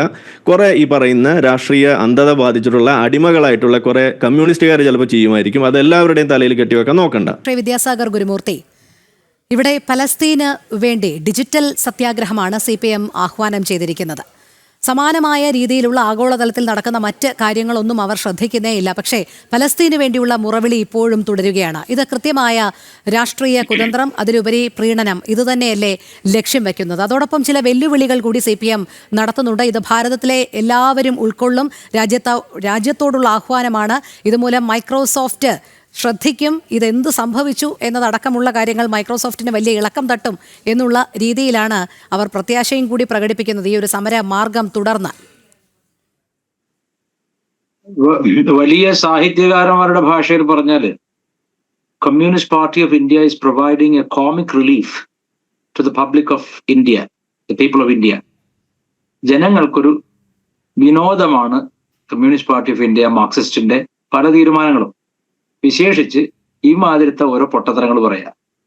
അതായത് ഞാൻ വാർത്ത വായിച്ചിട്ട് ചിരിച്ചുപോയി. Digital strike against surveillance capitalism. അതായത് U S we are watching എന്നുണ്ട് അഫ്ഗാനിസ്ഥാനിലെ ഒരു പേപ്പർ വിതരണം ചെയ്യുന്നല്ലോ, ഞങ്ങൾ നോക്കുന്നുണ്ട് ഞങ്ങളുടെ പരിപാടി എത്രത്തോളം ഉണ്ട്. അപ്പൊ അമേരിക്കൻ ക്യാപിറ്റലിസ്റ്റിനെ ഫലപ്രദമായി തടയാൻ വേണ്ടിയിട്ട് ഭാരതത്തിൽ സഖാവ് എം എ ബേബിയുടെ നേതൃത്വത്തിൽ അതികഠിനങ്ങളായ പദങ്ങൾ ഉപയോഗിച്ചുകൊണ്ട് പ്രസംഗങ്ങൾ നടത്തും. അത് മനസ്സിലാവാതെ ഇസ്രായേലിന്റെ പ്രൈം മിനിസ്റ്റർ കുഴഞ്ഞു വീഴും. അതുപോലെ യു എസിന്റെ നേരിട്ടുള്ള കടന്നുകയറ്റം തടയാൻ വേണ്ടി അവിടെ പോയിട്ട് കൊടുങ്കാറ്റ് വിധിച്ചിരിക്കുകയാണ് അക്ഷരാർത്ഥത്തിൽ നമ്മുടെ മുഖ്യമന്ത്രി. കൊടുങ്കാറ്റ് പ്രളയം 45 മിനിറ്റ് കൊണ്ട് ഒരു നഗരം തന്നെ കാണാതായി എന്നൊക്കെയാണ് പറയുന്നത്. ഞാൻ പറഞ്ഞതിന്റെ അർത്ഥം എന്താ വെച്ചാൽ, ഒരു രാഷ്ട്രീയ ഭാരതത്തിൽ ഒന്നും ചെയ്യാനില്ലാത്ത ഒരു പാർട്ടി ഉണ്ടെങ്കിൽ അത് communist party of India Marxist ആണ്. അപ്പൊ എന്താ ചെയ്യാ? നിലനിൽക്കണം. വലിയ വലിയ കെട്ടിടങ്ങളുണ്ട് എല്ലാ സ്ഥലത്തും. രാജ്യത്തിന്റെ പല ഭാഗങ്ങളിലായിട്ട് കോടാനുകോടി രൂപ ചെലവഴിച്ച് നിർമ്മിച്ച പല കെട്ടിടങ്ങളുണ്ട്. ഈ അടുത്ത കാലത്ത് നമ്മുടെ തിരുവനന്തപുരത്ത് ഗംഭീരമായിട്ട് നമ്മുടെ ലുലുമാൾ തോറ്റു പോകുന്ന പോലത്തെ ഒരു സാധനം ഉണ്ടാക്കി വെച്ചിട്ടുണ്ട്. ഇതിനൊക്കെ മെയിൻ്റനൻസ് ഉണ്ട്. നമ്മൾ മനസ്സിലാക്കേണ്ടത് ഇതിനൊക്കെ മെയിൻ്റനൻസ് ഉണ്ട്. ചുമ്മാ അവിടെ ഇരുന്ന വിപ്ലവം എന്ന് പറഞ്ഞാലൊന്നും പൈസ വരില്ല. അതിന് ആരെ സപ്പോർട്ട് ചെയ്യണമോ അവരെ സപ്പോർട്ട് ചെയ്യണം. സത്യം പറഞ്ഞാൽ ഹുണ്ടിപ്പണം കൊണ്ട് ജീവിച്ചു പോകുന്ന ഒരു പാർട്ടി എന്ന് പറഞ്ഞാലും വലിയ തെറ്റൊന്നും ഉണ്ടാവില്ല. അത്തരത്തിലേക്കുള്ള ഒരു എന്താ പറയാ ഒരു മീൻസ് ഓഫ് ഇൻകം ആണ് അവരെ സംബന്ധിച്ച് ഇസ്ലാമിക ശക്തികളെ പ്രീണിപ്പിക്കുക എന്നുള്ളത്. അതിന് എത്രത്തോളം ആരിഫ് ഹുസൈൻ അല്ല, രവിചന്ദ്രനല്ല, ആര് യുക്തിവാദം പറഞ്ഞാലും CPM അത് നിർത്താൻ പോകുന്നില്ല. കാരണം CPMന്റെ ലക്ഷ്യം എന്ന് പറയുന്നത് നിലനിൽപ്പിന്റെ രാഷ്ട്രീയം മാത്രമാണ്. വിപ്ലവം തോക്കും കുഴൽ ഇവരൊക്കെ തുടങ്ങിയത് എങ്ങനെയാ വെച്ചാൽ വീട്ടിൽ നിന്ന് പിന്നെ ആധാരവും പണയം വെച്ച് തുടങ്ങിയ ആൾക്കാരാണ്. വിപ്ലവം തോക്കിൻ കുഴലിലൂടെ എന്ന് പറഞ്ഞ് ചാടി പുറപ്പെട്ടിട്ട് ഈ തോക്കും കുഴലൊന്നും വേണ്ട, ഞങ്ങൾക്ക് തൽക്കാലം അധികാരം കിട്ടിയാൽ മതി, അധികാര രാഷ്ട്രീയത്തിന്റെ അപ്പകഷണത്തിന് വേണ്ടി വന്നു. ഈ രാജ്യത്ത് ഒരിക്കലും അധികാരത്തിൽ ശരിയാവണ്ണം വരാത്തൊരു പാർട്ടി ഇത്രയും കാലം ഇങ്ങനെ ഈ വിഡ്ഢിതരൊക്കെ പറഞ്ഞിട്ട് ഈ പറഞ്ഞ മനുഷ്യനെ മനസ്സിലാവാത്ത ഭാഷ പറഞ്ഞുകൊണ്ട് എങ്ങനെ ഇവിടെ നിലനിൽക്കുന്നു എന്നതിന്റെ രഹസ്യം നമ്മൾ കേരളത്തിൽ കണ്ടതിന് മാതൃക. കേരളത്തിൽ കോഓപ്പറേറ്റീവ് ബാങ്കുകളിലൂടെ നടത്തുന്ന പിന്നെ വമ്പൻ പകൽ കൊള്ള, കൂടാതെ ഇടയ്ക്കിടയ്ക്ക് ഇങ്ങനെ പലസ്തീൻ എന്ന് പറഞ്ഞിട്ട് ഐക്യദാർഢ്യം നടത്തിയാൽ ഈ പലസ്തീന്റെ പേര് വെച്ചുകൊണ്ട് ഹമാസ് ലോകം മുഴുവൻ പിരിക്കുന്ന തുക എത്രയാണെന്ന് കേട്ടാൽ നിങ്ങൾ ഞെട്ടിപ്പോകും. പലസ്തീന്റെ ഒരൊറ്റ പേര് വെച്ചുകൊണ്ട് ഹമാസ് എന്ന് പറയുന്ന മതഭീകര സംഘടന ലോകമെമ്പാടും പിരിക്കുന്ന തുക കേട്ടാൽ നമ്മൾ അത്ഭുതപ്പെട്ടു പോകും. അവരുടെ നേതാക്കന്മാരൊക്കെ എവിടെയാണ്? യുദ്ധരംഗത്തുണ്ടോ? അല്ല, അവരുടെ നേതാക്കന്മാരൊക്കെ UK-ലും US-ലും ഈ പറഞ്ഞ ഇമ്പീരിയലിസ്റ്റ് ഫോഴ്സസിന്റെ മൂക്കിന് താഴെ അവർ കൊടുക്കുന്ന സ്വാതന്ത്ര്യത്തിലും അവർ കൊടുക്കുന്ന വെളിച്ചത്തിലും അവർ കൊടുക്കുന്ന സൗകര്യത്തിലും സുഖമായി കിടന്നുറങ്ങുകയാണ്. ഇത് പറ്റിക്കപ്പെടുന്ന ആരാണ്? നമ്മുടെ പ്രശസ്തനായ എഴുത്തുകാരൻ നമ്മുടെ ഫോർ ഹും ദ ബെൽ ടോൾസ് എഴുതിയ അദ്ദേഹം പറഞ്ഞ ഒരു കാര്യം ആ പുസ്തകത്തിലല്ല, അദ്ദേഹത്തിന് അദ്ദേഹം ജേർണലിസ്റ്റ് യുദ്ധ റിപ്പോർട്ടർ ആയിരുന്നല്ലോ. അദ്ദേഹം പറഞ്ഞത് ഒരു യുദ്ധം വരുമ്പോൾ സാധാരണക്കാരായ ആളുകളാണ് സത്യത്തിൽ കുടുങ്ങി പോകുന്നത്. അവ മുസ്ലിമോ ക്രിസ്ത്യാനിയോ അല്ലെങ്കിൽ ജൂതനോ എന്നുള്ളതല്ല. അവിടെ സാധാരണക്കാർ കുടുങ്ങി. ഇതിൽ കാശുണ്ടാക്കുന്ന ആരാണ്? വലിയ രാഷ്ട്രത്തലവന്മാരും അതുപോലെ തന്നെ ഇതുപോലെയുള്ള യാതൊരു റോളും ഒരു രാജ്യത്ത് വഹിക്കാനില്ലാത്ത ഒരു പാർട്ടി CPM-നെ പോലെ. ഒരു പ്രധാനപ്പെട്ട വിഷയം നേരത്തെ ആരിഫ് ചൂണ്ടിക്കാണിച്ചു. ഇവിടെ കഴിഞ്ഞ ഇത്രയും മാസങ്ങളായിട്ട് തൊട്ടടുത്ത നമ്മുടെ അയൽ രാജ്യമായ ബാംഗ്ലാദേശിൽ എത്ര ഹിന്ദുക്കൾ ഇതേപോലെ എത്നിക് ക്ലെൻസിങ്ങിന് വിധേയരായി? വംശഹത്യയാണ്. ഒരു CPM നേതാവ് പറഞ്ഞോ ഈ കാണിക്കുന്നത് ശുദ്ധ തെമ്മാടിത്തരമാണ്, അവിടുത്തെ ന്യൂനപക്ഷമായ ഹിന്ദുക്കളെ ഇങ്ങനെ ക്രൂരമായി ഉപദ്രവിക്കുന്നത് അപലപനീയമാണെന്ന് പറയാൻ അവർക്ക് പറ്റുമോ? അല്ലെങ്കിൽ അതിനെതിരെ ഒരു പ്രൊട്ടസ്റ്റ് ഈ തോതിൽ പലസ്തീന് വേണ്ടി നടത്തുന്ന തോതിൽ നടത്താൻ അവർക്ക് പറ്റുന്നുണ്ടോ? എന്തുകൊണ്ട് പറ്റുന്നില്ല? ഹിന്ദുക്കളുടെ കയ്യിൽ പൈസയില്ല. ഹിന്ദുക്കൾ ഒരു ആഗോള മതശക്തിയാവുകയും അവർ ഈ ഹുണ്ടിപ്പണം തുടങ്ങിയ ലോകത്തെ ഏറ്റവും നിയമവിരുദ്ധമായ പ്രവൃത്തികളുടെ പണം കണ്ടെത്താൻ ചെയ്യുന്ന ഒരു വർഗമായിരുന്നെങ്കിൽ തീർച്ചയായിട്ടും CPM നമുക്ക് വേണ്ടി ഈ ഫോൺ ഓഫ് ചെയ്യലും ഓണാക്കലും ഒക്കെ ചെയ്തേനെ. ബാംഗ്ലാദേശിലെ വിഷയത്തിലും ഓപ്പറേഷൻ സിന്ദൂറിലും ഒക്കെ. അപ്പൊ ഇത് പറഞ്ഞതിന് അർത്ഥം എന്താ വെച്ചാൽ ഈ പാർട്ടിയോട് നിലനിൽക്കുന്ന എന്തിനാണ്? അസ്തിത്വ പ്രതിസന്ധി എന്ന് പറയും, എക്സിസ്റ്റൻഷ്യൽ ക്രൈസിസ്, അതിലൂടെ കടന്നു പോവുകയാണ് ഈ CPM. ഞാൻ ഓർക്കുന്നത് നമ്മുടെ communist party of India Marxist കേരളത്തിൽ പിണറായിയിലെ പാറപ്പുറത്ത് തുടങ്ങി വെച്ചു അതിന്റെ പ്രഥമ സമ്മേളനം അല്ലെങ്കിൽ തുടക്കം. അതിനുശേഷം അത് പല അവർ പറയുന്ന വർഗ സമരങ്ങളിലൂടെ അടിത്തടകളിലൂടെ ഒക്കെ വളർന്നു വന്ന പാർട്ടിയാണ്. അതിൽ ഏറ്റവും വലിയ കോൺട്രിബ്യൂഷൻ നൽകിയ ഒരാൾ ഇപ്പോൾ ജീവിച്ചിരിപ്പുണ്ട്, അത് അച്യുതാനന്ദനാണ്, VS അച്യുതാനന്ദനാണ്. അതായത് ഇതിനു വേണ്ടി ആദ്യത്തെ തിരി കൊളുത്തിയ ആൾ ഇപ്പോൾ ഇതാ തിരി അണയാറായി, പ്രായമായി, അവശനിലയിലാണ്. അദ്ദേഹത്തിന്റെ പോക്കോടുകൂടി ഈ പാർട്ടി യാതൊരു പ്രസക്തി ഇല്ലാതായി തീരുകയും വെറും ഉദരംഭരികളുടെ ഈ വായിലിട്ട് അക്ഷരം ചവച്ചു തുപ്പുന്ന ഈ P രാജീവിന്റെയും ഈ MA ബേബിയുടെ ഒക്കെ ആളുകൾ മാത്രം ഭരിക്കുന്ന വെറും ഇസ്ലാമിസ്റ്റിന്റെ സെക്കൻഡ് ഫിഡിൽ ടു സമ്പൺ, ഈ വെറുതെ കുഴലൂത്തുകാരായിട്ട് ഈ ഇസ്ലാമിക ശക്തികളുടെ കുഴലൂത്തിൽ മാറും. ഇത് ഏറ്റവും രസം എന്താ വെച്ചാൽ ഇസ്രായേലിൽ മരിക്കുന്ന കുഞ്ഞുങ്ങൾക്കും ജീവനുണ്ട്. അവർക്കും ജീവൻ പോകുമ്പോൾ അവരുടെ കുടുംബത്തിന് വേദനയുണ്ട്. അവിടെ റേപ്പ് ചെയ്യപ്പെടുന്ന റേപ്പ് തന്നെയാണ്. ഒരു പർട്ടിക്കുലർ മതത്തെ മാത്രം പിന്തുണയ്ക്കുന്നതിന്റെ പിന്നിൽ ജൂതന്മാർ കേരളത്തിൽ വലിയ ശക്തിയില്ല, ജൂതന്മാർ ഭാരതത്തിൽ വലിയ ശക്തിയില്ല, അത് കണ്ടുകൊണ്ട് തന്നെയല്ലേ. ശരിയായ ഹ്യൂമാനിറ്റിയോടുള്ള സ്നേഹമാണെങ്കിൽ എല്ലാത്തരം കൊലപാതകങ്ങളെയും അപലപിക്കുകയും ഇതുപോലെ ഫോൺ ഓഫാക്കലും മൈക്രോസോഫ്റ്റിനെ മീശ വിരിച്ച് പീഡിപ്പിക്കുകയും ചെയ്യണ്ടേ. ഇതൊക്കെ വിഡ്ഢിത്തരമാണ്. ആദ്യം കേരളത്തിൽ സെൻട്രലൈസ്ഡ് ആയിട്ട് കമ്പ്യൂട്ടറൈസ് ചെയ്തത് AKG സെന്ററാണ്. കമ്പ്യൂട്ടർ ഭീമൻ, തൊഴിൽ വിഴുങ്ങുന്ന ഭീമൻ എന്ന പുസ്തകം എഴുതി വരും. തൊഴിൽ വിഴുങ്ങത്രേ കമ്പ്യൂട്ടർ വന്നിട്ട്. ഏറ്റവും ആദ്യം അവരുടെ സ്ഥാപനങ്ങൾ, അതായത് ഏതൊന്നിനെ കുറ്റം പറയുന്നു അത് വിഴുങ്ങി ശീലിച്ചിട്ടൊരു പാർട്ടി മാത്രമാണ്. ഇതിലും വലിയ തമാശകൾ ഇനിയും പ്രതീക്ഷിക്കാം. ഞാൻ ആ തുടക്കത്തിൽ പറഞ്ഞ പോലെ വലിയ തമാശകൾ തന്ന് ദുഃഖ ബാധിതരായ ജനങ്ങളെ ചിരിപ്പിക്കുകയാണ് CPM-ന്റെ ജോലി. ആ ജോക്കറിന്റെ തലപ്പത്തേക്ക് ഇപ്പൊ അവർക്ക് പുതിയൊരാളെ കിട്ടിയെന്ന് മാത്രം. അതെ, ശ്രീ സതീഷ് പറഞ്ഞോളൂ. ഒറ്റ കാര്യമുള്ളൂ. അതായത് നമ്മൾ എത്രയൊക്കെ യുക്തിവാദ അല്ലെങ്കിൽ ഈ പറയുന്ന ഫ്രീ തിങ്കിങ് മോഡിൽ ഇതിന്റെ വസ്തുത പറഞ്ഞുകൊണ്ടിരുന്നാലും ഇത് CPM മാറ്റാൻ പോകുന്നില്ല എന്ന് പറയുമ്പോൾ നമ്മൾ അതിനെ കാണേണ്ട ഒരു ഡിഫറെന്റ് പെർസ്പെക്റ്റീവ് ഉണ്ടെന്നൊന്ന് പറയാൻ വേണ്ടിയിട്ട്. അതായത് CPM എന്ന് പറയുന്നത് ഒരു ആൾക്കൂട്ടമോ അല്ലെങ്കിൽ ഇവിടെ ഇരിക്കുന്ന പോലെ ഒരു കസേരയിൽ ഇരിക്കുന്ന ഒരു വ്യക്തിയോ അല്ല. ഇതൊരു മൈൻഡ് സെറ്റാണ്. ഈ മൈൻഡ് സെറ്റിന്റെ റോട്ട്നെസ് അത് എത്രമാത്രം അതപ്പതിച്ചതാണ്, റിഗ്രസീവ് ആണ് എന്ന് നാട്ടുകാരെ തിരിച്ചറിയിക്കുക എന്നുള്ളതാണ് നമ്മൾ ചെയ്യുന്നത്. അങ്ങനെ തിരിച്ചറിഞ്ഞു കഴിഞ്ഞാൽ ആ പാളയത്തിലേക്ക് ഒരു മനുഷ്യൻ ചെല്ലില്ല, ബോധമുള്ളൊരു മനുഷ്യൻ ചെല്ലില്ല. അങ്ങനെ വരുമ്പോൾ അതിന് അട്രീഷൻ സംഭവിക്കുകയും അതിൽ പ്രവർത്തിക്കാൻ ആളില്ലാതെ ആവുകയും അവരുടെ പാർട്ടി ഓഫീസ് കൊടിമരം അടക്കം മറ്റു പാർട്ടികളിലേക്ക് ചേക്കേറുകയാണ് ഉണ്ടാവുക.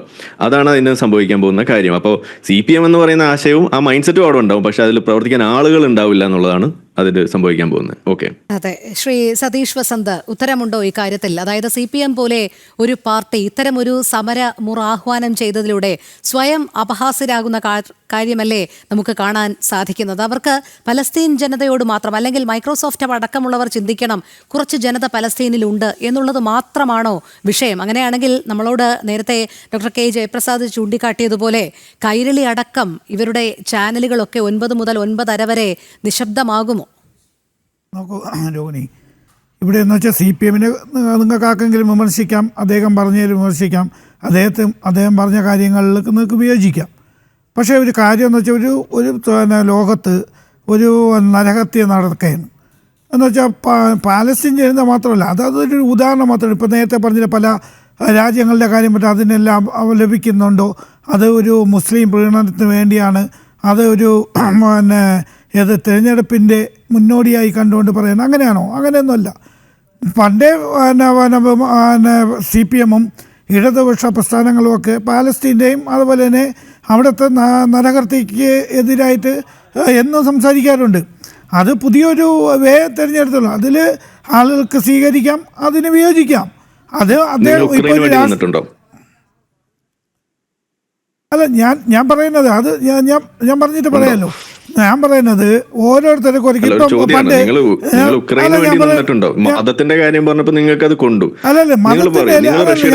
മതത്തിന്റെ പേരിൽ മാത്രമല്ലല്ലോ ഒരു നരകത്യ ചെയ്യുന്നത്.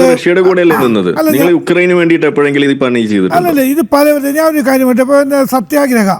ഇപ്പോൾ സത്യാഗ്രഹം എങ്ങനെയാണ് ഉണ്ടായത്? മഹാത്മാഗാന്ധി ഇവിടെ രാജ്യത്തിന് സ്വാതന്ത്ര്യം കിട്ടാൻ വേണ്ടി അവലപിച്ച് അതൊരു കണ്ടിന്യൂസ് ആയിട്ട് വന്നിട്ടുണ്ട്. അത് വിവിധ രാജ്യങ്ങൾ ആ സത്യാഗ്രഹ ഏറ്റെടുത്തിട്ടുണ്ട്. അത് അന്നത്തെ ഒരു കാലഘട്ടം. അല്ല, അത് ഈ ഓരോരുത്തരും ഓരോ ബന്ധം. ഞാൻ പറഞ്ഞിട്ട് ഇന്ന് ഡിജിറ്റൽ യുഗമാണ്. ആ ഡിജിറ്റൽ യുഗത്തിൽ നരഹത്യയാണ് ഇവിടെ പറഞ്ഞത്. നരഹത്യ അവിടെ റഷ്യ ഉക്രൈനിൽ നടത്തിക്കൊണ്ടിരിക്കുമ്പോൾ നിങ്ങൾ നിന്നത് റഷ്യയോടൊപ്പമാണ്. ഇവിടെ പബ്ലിക് പോസ്റ്റ് ഇട്ടിട്ടുണ്ട്. അല്ല, ഞാൻ പറഞ്ഞത് ഏത് രാഷ്ട്രമായിരുന്നാലും ചൈനയിൽ ഉയ്ഗൂർ മുസ്ലിംസിനെ അവിടെ കൊന്നുകൊണ്ടിരിക്കുമ്പോൾ നിങ്ങൾ ചൈനയോടൊപ്പമാണ് നിന്നത്, ചങ്കിലെ ചൈന എന്നും പറഞ്ഞിട്ട്. അല്ല, ഞാൻ പറഞ്ഞില്ല, കമ്മ്യൂണിസ്റ്റ് പ്രസ്ഥാനം എപ്പോഴും ആ ഒരു ഞാൻ പറഞ്ഞില്ലേ നരഹത്യക്കെതിരായിട്ടും അതുപോലെ തന്നെ മുതലാളിത്ത രാഷ്ട്രത്തിനെതിരായിട്ടും എന്നും നിലകൊണ്ടിട്ടുള്ള പാർട്ടിയാണ്. അത് ഇടതുപക്ഷമായിരുന്നാലും CPM ആയിരുന്നാലും അങ്ങനെയാണ്. അതിൽ നമ്മൾ നരഹത്യ വേഴ്സസ് ഈ പറയുന്ന എന്താണ് മുതലാളിത്തം വരുമ്പോൾ നിങ്ങൾ ഞാൻ പറഞ്ഞിട്ട് മുതലാളിത്ത രാഷ്ട്രത്തിനെതിരായിട്ട് എന്നും നിലനിന്നിട്ടുള്ള കാര്യമാണ്. നിങ്ങൾ പറയും മൈക്രോസോഫ്റ്റ് ഒക്കെ നമ്മൾ ഉപയോഗിക്കില്ല, ഉണ്ട്, നമുക്ക് ഉപയോഗിക്കേണ്ടി വരുന്നുണ്ട്, ഇല്ലാന്നൊന്നുമല്ല. അവിടെയുള്ള നമ്മളെ പുതിയ ടെക്നോളജിയെല്ലാം നമ്മൾ അഡാപ്റ്റ് ചെയ്യുന്നുണ്ട്, ഇല്ല എന്നൊന്നും ഞാൻ പറയുന്നില്ല. എന്നിരുന്നാലും നമ്മളൊരു പ്രതിഷേധം, അത് ഇങ്ങനത്തെ ഒരു കാര്യം പ്രതിഷേധം വരുമ്പോഴത്തേക്ക് അതിനെ നമുക്ക് സ്വീകരിക്കാൻ വിയോജിക്കണമെങ്കിൽ അതല്ല നമ്മുടെ വിഷയം. നിങ്ങൾ അതിൽ പ്രതീകാത്മകമായിട്ട് ചെയ്യുന്നതിൽ ഒരു തെറ്റുമില്ല എന്ന് തന്നെയാണ് നമ്മൾ പറയുന്നത്. പക്ഷേ നിങ്ങൾ സെലക്റ്റീവായിട്ട് അതിനകത്ത് പ്രതികരിക്കുന്നു. ഇതാണ് നമ്മുടെ പ്രശ്നം. നിങ്ങൾ എന്തുകൊണ്ട് ഉക്രൈനൊപ്പം നിന്നില്ല? നിങ്ങൾ എന്തുകൊണ്ട് ഉയ്ഗൂർ മുസ്ലിംസിനൊപ്പം നിൽക്കുന്നില്ല? നിങ്ങൾ എന്തുകൊണ്ട് അഫ്ഗാനിസ്ഥാനിലെ ജനങ്ങളോടൊപ്പം നിൽക്കുന്നില്ല? നിങ്ങൾ എന്തുകൊണ്ട് പാകിസ്ഥാനിലെ അവിടുത്തെ ന്യൂനപക്ഷത്തോടൊപ്പം നിൽക്കുന്നില്ല? നിങ്ങൾ എന്തുകൊണ്ട് ബംഗ്ലാദേശിലെ ന്യൂനപക്ഷത്തോടൊപ്പം നിന്നില്ല? നിങ്ങൾ എന്തുകൊണ്ട് സിറിയയിലെ ജനങ്ങളോടൊപ്പം നിൽക്കുന്നില്ല? യസീദികളെ അവിടെ കൂട്ടക്കൊല നടത്തിയപ്പോൾ നിങ്ങൾ എന്തുകൊണ്ട് മിണ്ടിയില്ല?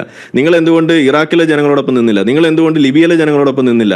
നിങ്ങൾ എന്തുകൊണ്ട് യമനിലെ ജനങ്ങളോടൊപ്പം നിൽക്കുന്നില്ല? ഇതാണ് നമ്മൾ ചോദിക്കുന്നത്. ഇവിടെയൊക്കെ ഈ പറയുന്ന നരനായിട്ട് തന്നെയാണ് നടന്നുകൊണ്ടിരിക്കുന്നത്. അതെ, എവിടെ നരനായിട്ട് നടത്തിയാലും CPM പോലത്തെ ഇടതുപക്ഷ പാർട്ടികൾ അതിനെ അപലപിക്കുകയും തെറ്റെങ്കിൽ അപലപിച്ചിട്ടില്ല.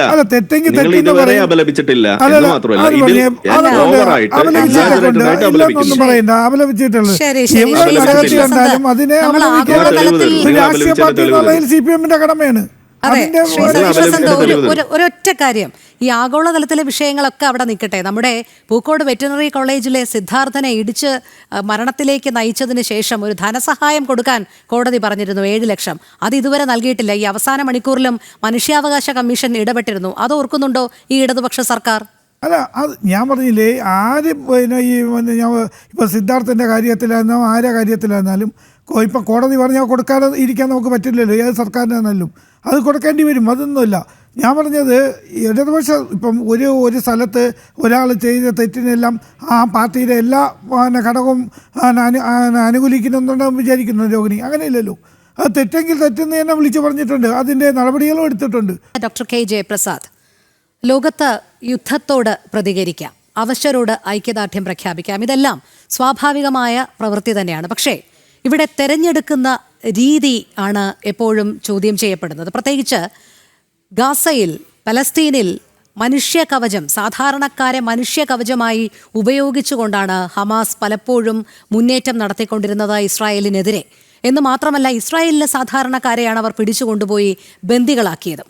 ആ പലസ്തീനോട് അല്ലെങ്കിൽ അവരോട് ഐക്യദാർഢ്യം പ്രഖ്യാപിക്കണം എന്ന് CPM ആഹ്വാനം ചെയ്യുമ്പോൾ എന്തുകൊണ്ട് മറ്റ് ആഗോളതലത്തിൽ നടക്കുന്ന സമകാലിക വിഷയങ്ങൾ കൂടി അവരുടെ ശ്രദ്ധയിൽപ്പെടുന്നില്ല? അപ്പോൾ നമ്മൾ നേരത്തെയൊക്കെ ചർച്ച ചെയ്തതുപോലെ ഇതിലേതെങ്കിലും രീതിയിലുള്ള ഒരു പ്രീണന സ്വഭാവം ഉണ്ടോ? ഇത്തരമൊരു തുറുപ്പുചീട്ട് ഇടുന്നതിലൂടെ കുറച്ചുപേരെയെങ്കിലും തങ്ങൾക്ക് കയ്യിലേക്ക് എടുക്കാം എന്നുള്ളൊരു കരുതലിൽ നിന്നാണോ അവർക്ക് ഈ ഒരു വിഷയത്തിൽ മാത്രം ഈ മുറവിളി ഇങ്ങനെ തുടർന്നുകൊണ്ടിരിക്കുക, ഇടയ്ക്കിടയ്ക്ക് അത് പ്രോത്സാഹിപ്പിക്കുക തുടങ്ങിയ നയങ്ങൾ വച്ചു പുലർത്തുന്നത്? നമ്മൾ ഈ വിഷയം ചർച്ച ചെയ്യുമ്പോൾ നമ്മൾ CPM പരിമിതി മനസ്സിലാക്കണം. കാരണം ഇന്ന് ദേശീയ തലത്തിൽ 2% താഴെ വോട്ട് ഷെയർ മാത്രം ഉള്ളൊരു പാർട്ടിയാണ് CPM. ഫലത്തിൽ CPM എന്നൊരു കേരള സെൻട്രിക് പാർട്ടിയാണ്. അപ്പോൾ കേരളത്തിൻ്റെ രാഷ്ട്രീയ ആവശ്യത്തിന് വേണ്ടിയിട്ട് കേരളത്തിലെ 29% വരുന്ന മുസ്ലിം സമൂഹം അത് കേരളത്തിലെ തിരഞ്ഞെടുപ്പിൻ്റെ ഗതിയെ നിർണ്ണയിക്കാൻ പ്രാപ്തമായ അല്ലെങ്കിൽ ആ തരത്തിലെ ടാക്ടിക്കൽ വോട്ടിംഗ് നടത്താൻ കഴിവുള്ള ഒരു സമൂഹമാണ്. കഴിഞ്ഞ 4 തെരഞ്ഞെടുപ്പുകൾ നമ്മൾ പരിശോധിച്ച് കഴിഞ്ഞാൽ മനസ്സിലാവും.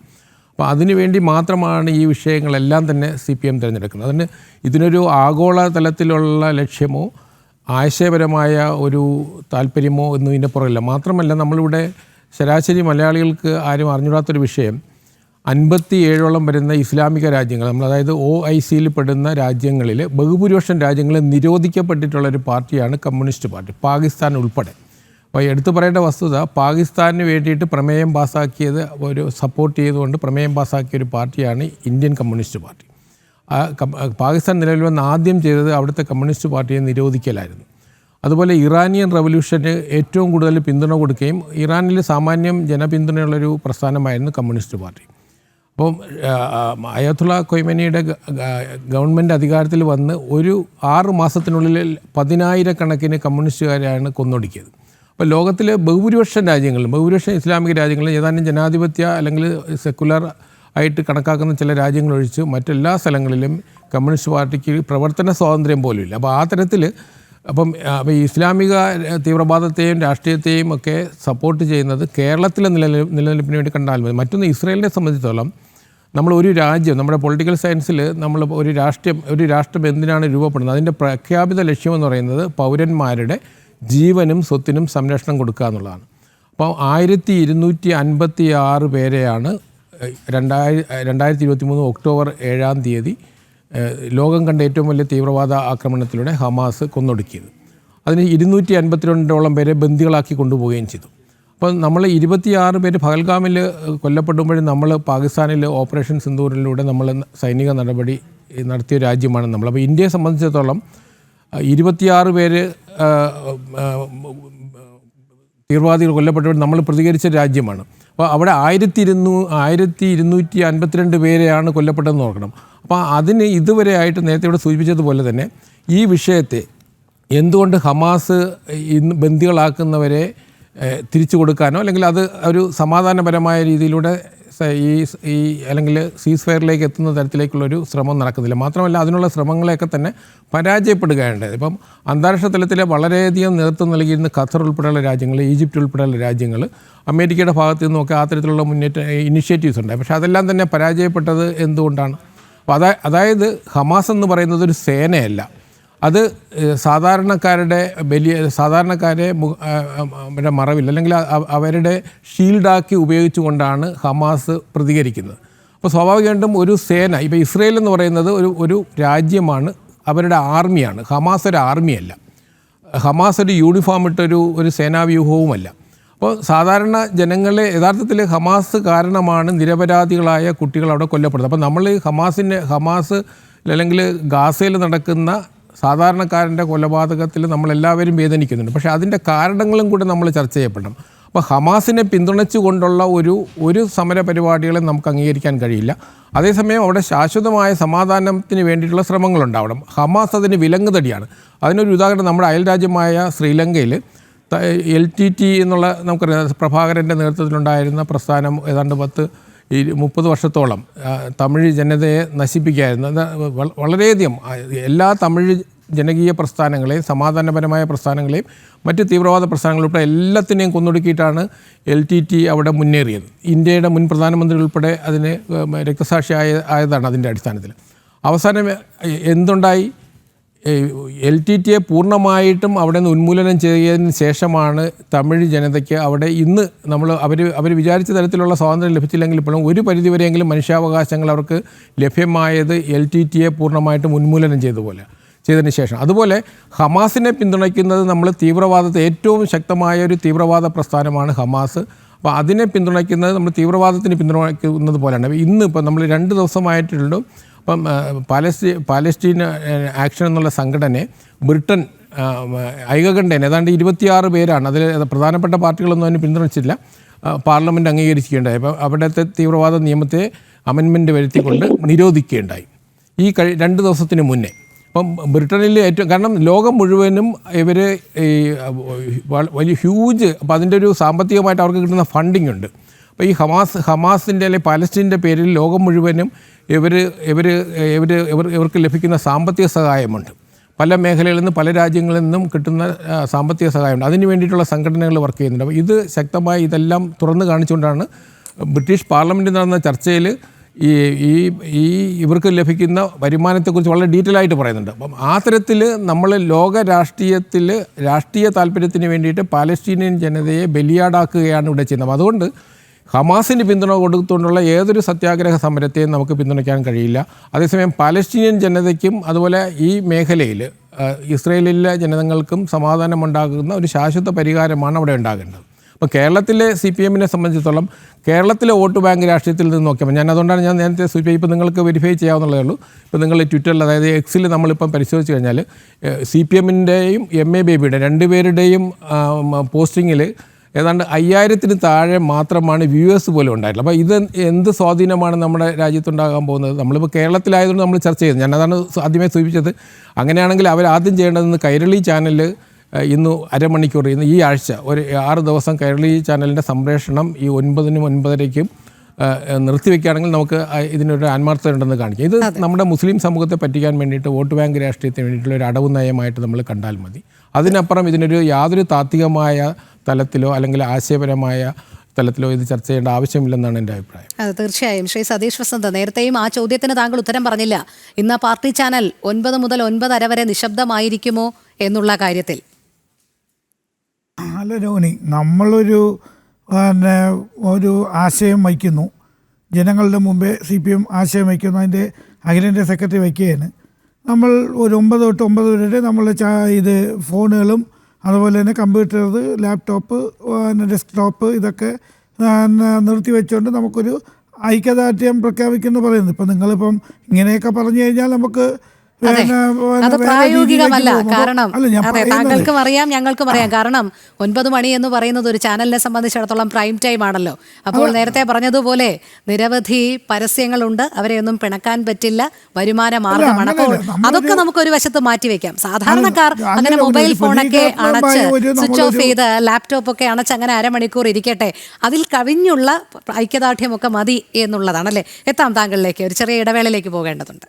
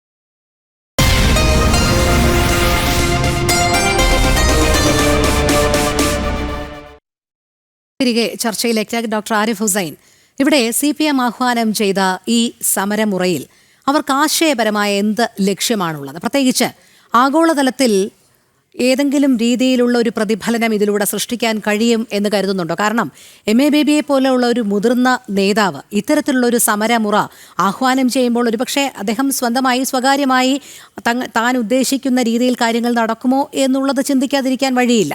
അപ്പോൾ ഇത് ഏത് രീതിയിലുള്ള സ്വാധീനം ചെലുത്തും എന്നാണ് ഈ സമരമുറ ആഹ്വാനം ചെയ്തതിലൂടെ അദ്ദേഹം പോലും കരുതുന്നത്?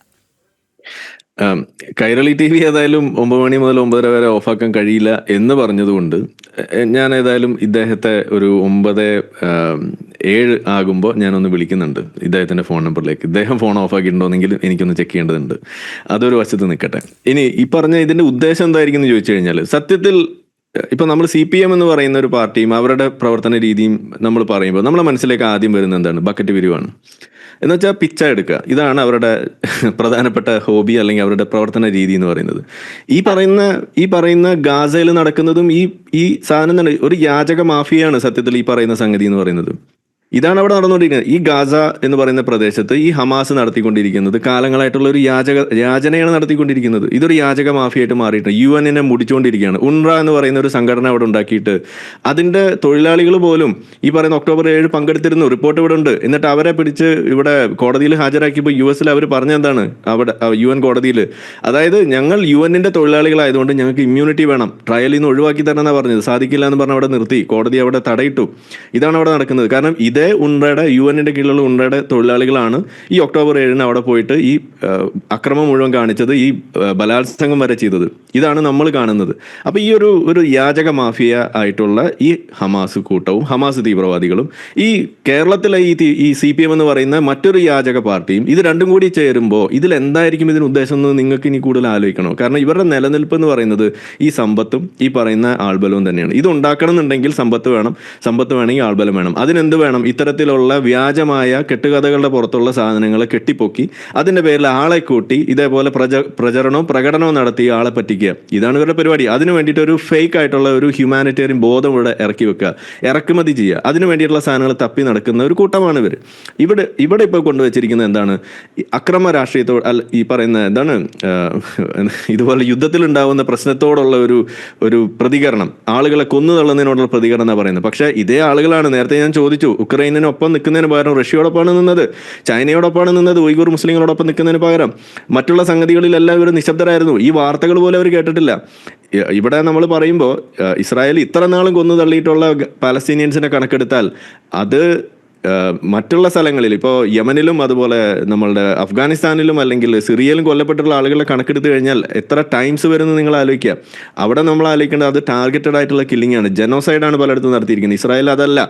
ഇവിടെ നിങ്ങൾക്ക് വേർതിരിക്കാൻ പോലും കഴിയില്ല, ആരാണ് ഹമാസ് ആരാണ് സിവിലിയൻ എന്ന് പോലും തിരിച്ചറിയാൻ കഴിയാത്ത അവസ്ഥയിൽ നടക്കുന്ന ഒരു സംഗതിയാണ് ഇവിടെ എടുത്തു വെച്ചിട്ട് ഇതുപോലെ കമ്പയർ ചെയ്യുന്നത്. മാത്രമല്ല ഏറ്റവും ഒടുവിൽ നമ്മൾ കണ്ടത് എന്താണ്? ഈ കണക്കുകൾ പോലും തിരുത്തപ്പെടുന്ന ഒരവസ്ഥയാണ് നമ്മൾ കാണുന്നത്. അതും ഇവിടെ ഇരിക്കുകയാണ്. ഇത്തരം കണക്കുകൾ പറഞ്ഞുകൊണ്ട് ഇത്തരം വാദങ്ങൾ മുന്നിൽ വെച്ചുകൊണ്ട് ഇനി ഇത് ചോദിക്കുമ്പോൾ ഇവർ പറയുന്നത് എന്താണ്? ഇത് ഞങ്ങളൊരു ആശയം മുന്നോട്ട് വെച്ചു, അത് നിങ്ങൾ എടുക്കുകയോ എടുക്കാതിരിക്കുകയോ ചെയ്തോട്ടെ എന്നുള്ള രീതിയിൽ പറയുമ്പോൾ നിങ്ങൾ ഈ മണ്ടൻ വാദങ്ങളാണോ മുന്നോട്ട് വെക്കുക? ഇത്രയുള്ളോ നിങ്ങളുടെ ഈ CPM ബുദ്ധി രാക്ഷസന്മാർ മുന്നോട്ട് വെക്കുന്ന വാദങ്ങൾ? ഇതാണ് ഞാൻ ചോദിക്കുന്നത്. നിങ്ങളിത് നിങ്ങളുടെ സ്വന്തം കുഴിയാണ് തോണ്ടുന്നതെന്ന് നിങ്ങൾ എപ്പോഴെങ്കിലും ആലോചിക്കുന്നുണ്ടോ? ഈ പറയുന്ന സെലക്റ്റീവായിട്ടുള്ള ഈ റെസ്പോൺസസ് അല്ലെങ്കിൽ സെലക്റ്റീവായിട്ടുള്ള ഈ പ്രൊട്ടസ്റ്റിംഗ് എന്ന് പറയുന്നത് സത്യത്തിൽ നിങ്ങളുടെ കുഴിയാണ് തോണ്ടിക്കൊണ്ടിരിക്കുന്നത്. ഇത് നിങ്ങൾ ഇനിയെങ്കിലും തിരിച്ചറിയുന്നുണ്ടോന്നാണ് നമ്മൾ ചോദിക്കുന്നത്. നിങ്ങൾ മാനവിക സ്നേഹമാണ് ഉറ്റി നിൽക്കുന്നതെന്നുണ്ടെങ്കിൽ അത് നിങ്ങൾ എല്ലായിടത്തും നിങ്ങൾക്ക് കാണിക്കാൻ സാധിക്കണം. അല്ലെങ്കിൽ വിഷയത്തിലുള്ള പ്രശ്നമാണെന്നുണ്ടെങ്കിൽ ഈ വിഷയത്തിൽ തന്നെ പലതവണ ഇസ്രായേൽ പറഞ്ഞു കഴിഞ്ഞ കാര്യമല്ലേ, നിങ്ങളെ ബന്ദികളെ വിടൂ, യുദ്ധം അവസാനിപ്പിക്കാമെന്ന് പറഞ്ഞിട്ട്. അത് ഞാൻ നേരത്തെ പറഞ്ഞു, അവർ പച്ചയ്ക്കാണ് അവരെ വിളിച്ചത് സൺസ് ഓഫ് ഡോഗ്സ് എന്ന് വിളിച്ചത്. മലയാളത്തിൽ പറഞ്ഞ പ്രശ്നമാണ്, അതുകൊണ്ട് ഞാനത് പറയുന്നില്ല. എന്നാലും വേണമെങ്കിൽ നമുക്ക് പറയാം, നായിൻ്റെ മക്കളെ തന്നെ വിളിച്ചത് പച്ചയ്ക്ക് പറഞ്ഞാൽ. അതാരാ വിളിച്ചത്? വെസ്റ്റ് ബാങ്കിൽ ഇരിക്കുന്ന ഈ ആളുകൾ. അപ്പോൾ അവരും പലസ്തീനിയൻസ് തന്നെയല്ലേ. അപ്പോൾ അവിടെ അവർക്കില്ലാത്ത സ്നേഹമാണ് ഈ പറയുന്ന ഹമാസിനോട് നിങ്ങൾക്കുള്ളത് എന്ന് വരുമ്പോൾ സൗദി അറേബ്യ ലാസ്റ്റ് പറഞ്ഞ എന്താണ്?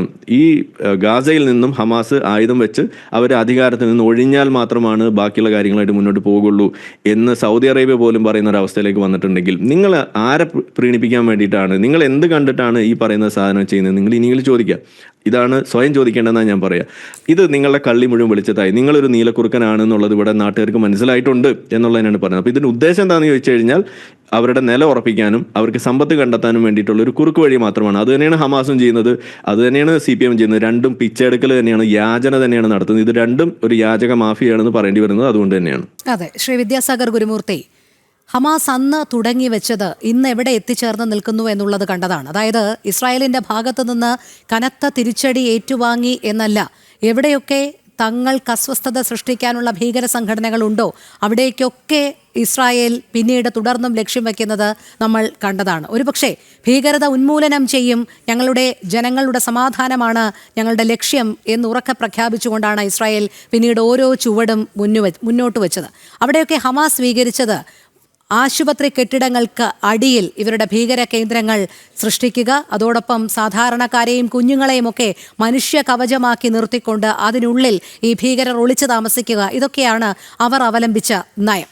നമ്മുടെ ഈ കൊച്ചു കേരളത്തിൽ കോഴിക്കോട് ഒരു ഉറൂസുമായി ബന്ധപ്പെട്ട ആനപ്പുറത്ത് എഴുന്നള്ളിച്ചത് ഹമാസ് ഭീകരരുടെ ചിത്രങ്ങൾ തന്നെയായിരുന്നു. അപ്പോൾ കേരളത്തിൽ CPM ആഹ്വാനം ചെയ്യുന്ന ഈ സമരമുറയും അതോടൊപ്പം തന്നെ അവർ വച്ചുപുലർത്തുന്ന അല്ലെങ്കിൽ ഹമാസ് വച്ചുപുലർത്തുന്ന ചില നയവും നിലപാടുകളുമൊക്കെ വെച്ച് നോക്കുമ്പോൾ ശരിക്കും നേരത്തെ നമ്മൾ പറഞ്ഞതുപോലെ CPM-ന് ഒന്ന് ആലോചിച്ചുകൂടെ? തങ്ങളൊരു ഉത്തരവാദിത്തപ്പെട്ട രാഷ്ട്രീയ പാർട്ടിയാണ്.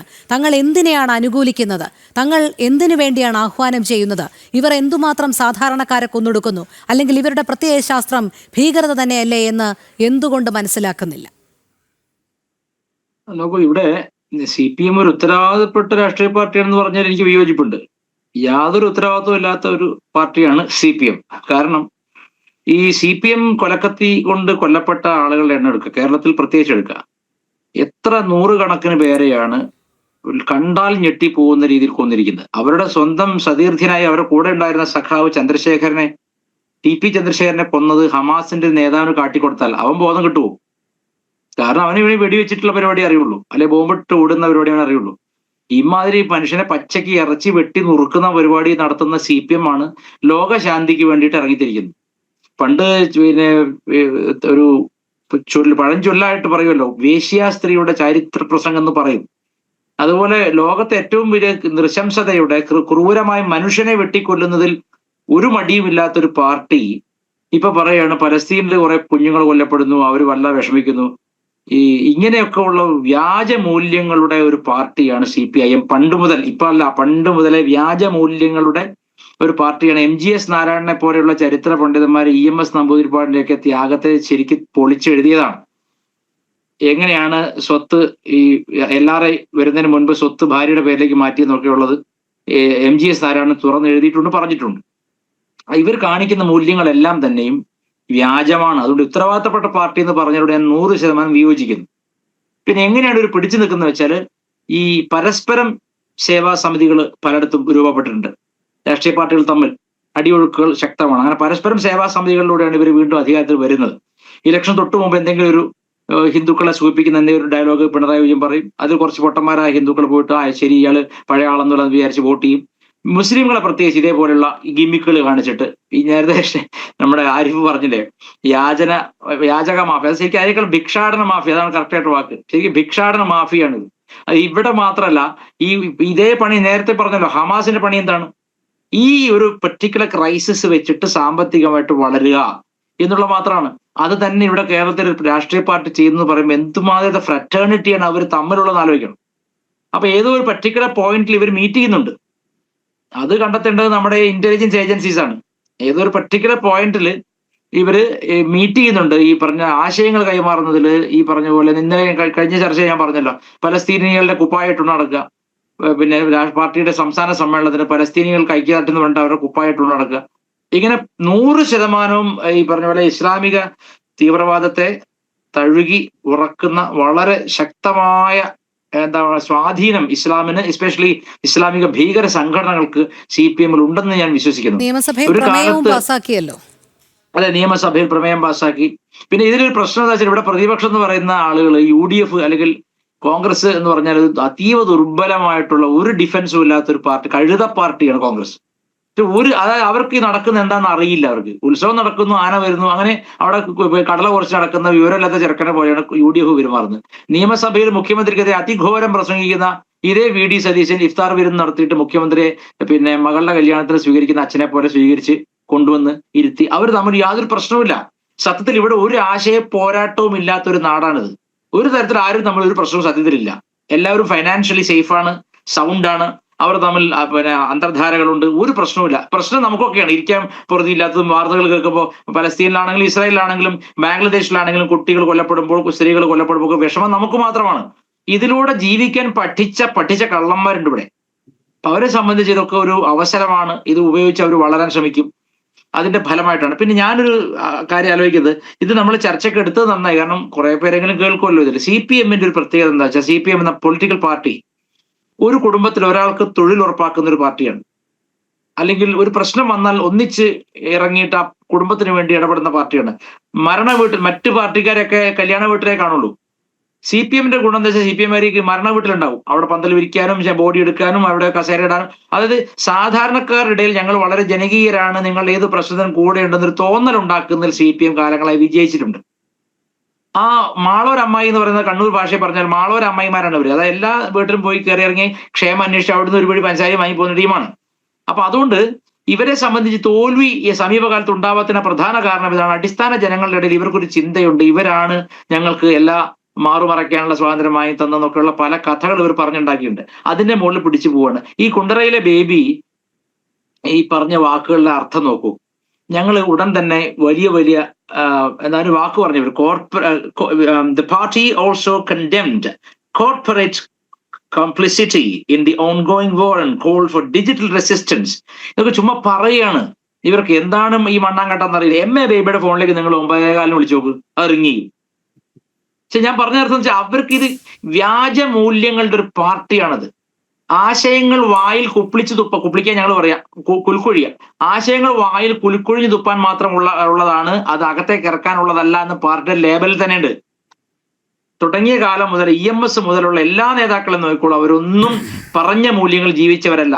കീറിയൊരു ബനിയൻ ഇട്ടിട്ട് ഒരു ഫോട്ടോ എടുത്ത് ദേശാഭിമാനി കൊടുത്താൽ സാധാരണക്കാർ വിചാരിക്കും അയ്യോ ഇത്ര ത്യാഗികളായ നേതാക്കന്മാർ വേറെയില്ല. എന്നാൽ എല്ലാ സംസ്ഥാനങ്ങളിലും അതിഗംഭീരമായ കെട്ടിടങ്ങളും മറ്റ് സൗകര്യങ്ങളും ബാങ്കുകളുടെ ഭരണവും ഒക്കെയുള്ള ഈ പാർട്ടി എങ്ങനെ ഇത്രയും കാലം സർവൈവ് ചെയ്തു? യാതൊരു ഇൻകം. നമ്മളൊക്കെ ആണെങ്കിൽ ഒരിക്കലും ഭരണം കിട്ടാതെ ഡൽഹിയിലെ ആ പാർലമെന്റ് മന്ദിരം കാണാൻ പറ്റാതെ ദാഹിച്ച് നടക്കുകയാണെങ്കിൽ നമ്മളൊക്കെ പാർട്ടി ഉപേക്ഷിച്ച് വേറെ പണിക്ക് പോയില്ലേ?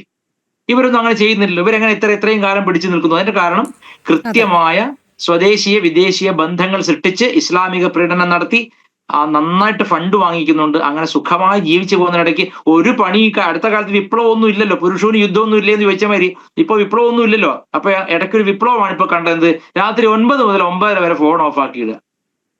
ഞാൻ ഇപ്പോഴത്തെ ചെറുപ്പക്കാർ കൂടുതൽ പാർട്ടിയിൽ നിന്ന് അകലാനായത് ഇടയാക്കുള്ളൂ. കാരണം ചെറുപ്പക്കാർ രാത്രിയിലാണ് ഫോൺ കയ്യിലെടുക്കുന്നത്. അപ്പൊ പിന്നെ ഈ സഖാവ് പറയാണ് നിങ്ങൾ 9 മുതൽ 9:30 വരെ നിങ്ങൾ ഫോൺ ഓഫ് ആക്കിയിടും പറഞ്ഞാൽ ഇതൊരു തരം വല്ലാത്തൊരു പ്രതിസന്ധി. അതായത് ഇപ്പോഴത്തെ കാലഘട്ടത്തിൽ കുട്ടികളോടൊന്നും ഇങ്ങനെ ഉപദേശിക്കാൻ പാടില്ല. ഈ അമ്മാവൻ സ്വഭാവം ഇവർ മാറ്റിയില്ലെങ്കിൽ അതുമാത്രമല്ല CPM-ന്റെ തന്നെ സൈബർ പോരാളികൾ അവരുടെ PR വർക്കുകൾ നടത്തുന്ന സമയം കൂടിയാണ്. അല്ല, പോരാളി ഷാജിയൊക്കെ എന്ത് ചെയ്യും? പോരാളി ഷാജി പോസ്റ്റ് ഇടുന്ന തന്നെ 9-9:30 ഉള്ളിലാണെന്ന് എനിക്ക് തോന്നുന്നത്. അപ്പൊ അവനാണ് ഈ പാർട്ടിയെ പിടിച്ചു നിർത്തുന്നത് ഇവിടെ. ഞാൻ ഈ പറഞ്ഞതിനർത്ഥം ഇതൊക്കെ നശിച്ചു, ഇതിന്റെ ആശയ കല്ലറയൊക്കെ പൊളിഞ്ഞു. ഇനി ആകെ ഉള്ളത് ഈ പറഞ്ഞ ചില കോലങ്ങൾ മാത്രമാണ്. ഇവരിങ്ങനെ ആളുകൾ ഓരോന്ന് പറഞ്ഞ് ചാട്ടുകയറ്റുകയാണ്. ഒരു കാര്യം പറഞ്ഞാൽ ഇതിലൊരു അപകടകരമായ അവസ്ഥ വേറെ ഉള്ളത്, കേവലം ഇസ്രായേൽ ആണ് അക്രമകാരികൾ. പലസ്തീൻ ജനത അല്ലെങ്കിൽ ഹമാസ് ഒരു കല്ലെടുത്ത് പോലും ആരെ എറിയാത്ത പാവങ്ങളാണെന്ന് തെറ്റിദ്ധരിപ്പിക്കുന്നതിലൂടെ ഇവർ നേടുന്നത് അതിഭീകര, അതായത് വെറും തീവ്രമല്ല, അൾട്രാ എക്സ്ട്രീം എന്നൊക്കെ പറയാൻ പറ്റുന്ന രീതിയിൽ സുപ്രീംലി അത്രയും വലിയ ഭീകരവാദികളുടെ കൈയടിയാണ്. എന്ന് വെച്ചാൽ കേരളത്തെ ഇത്തരം ആളുകൾക്ക് തീരെഴുതി കൊടുക്കാനുള്ള തന്ത്രമായിട്ടാണ് ഈ നയം സ്വീകരിച്ചിരിക്കുന്നത്. 2 കൈയും കൂട്ടിമുട്ടാതെ ശബ്ദം ഉണ്ടാവില്ല. കാലങ്ങളായിട്ട് ലോകരാഷ്ട്രങ്ങളുടെ ഇടയിൽ മുഴുവൻ എല്ലായിടത്തും ഓടി തളർന്ന് അവസാനം സ്വന്തം രാഷ്ട്രം കിട്ടിയ ഇസ്രായേലിന് അവിടെ പോലും ജീവിക്കാൻ സമ്മതിക്കില്ല എന്ന് ചുറ്റോട് നിന്ന് ആക്രമിക്കാണ് ഇവരെ.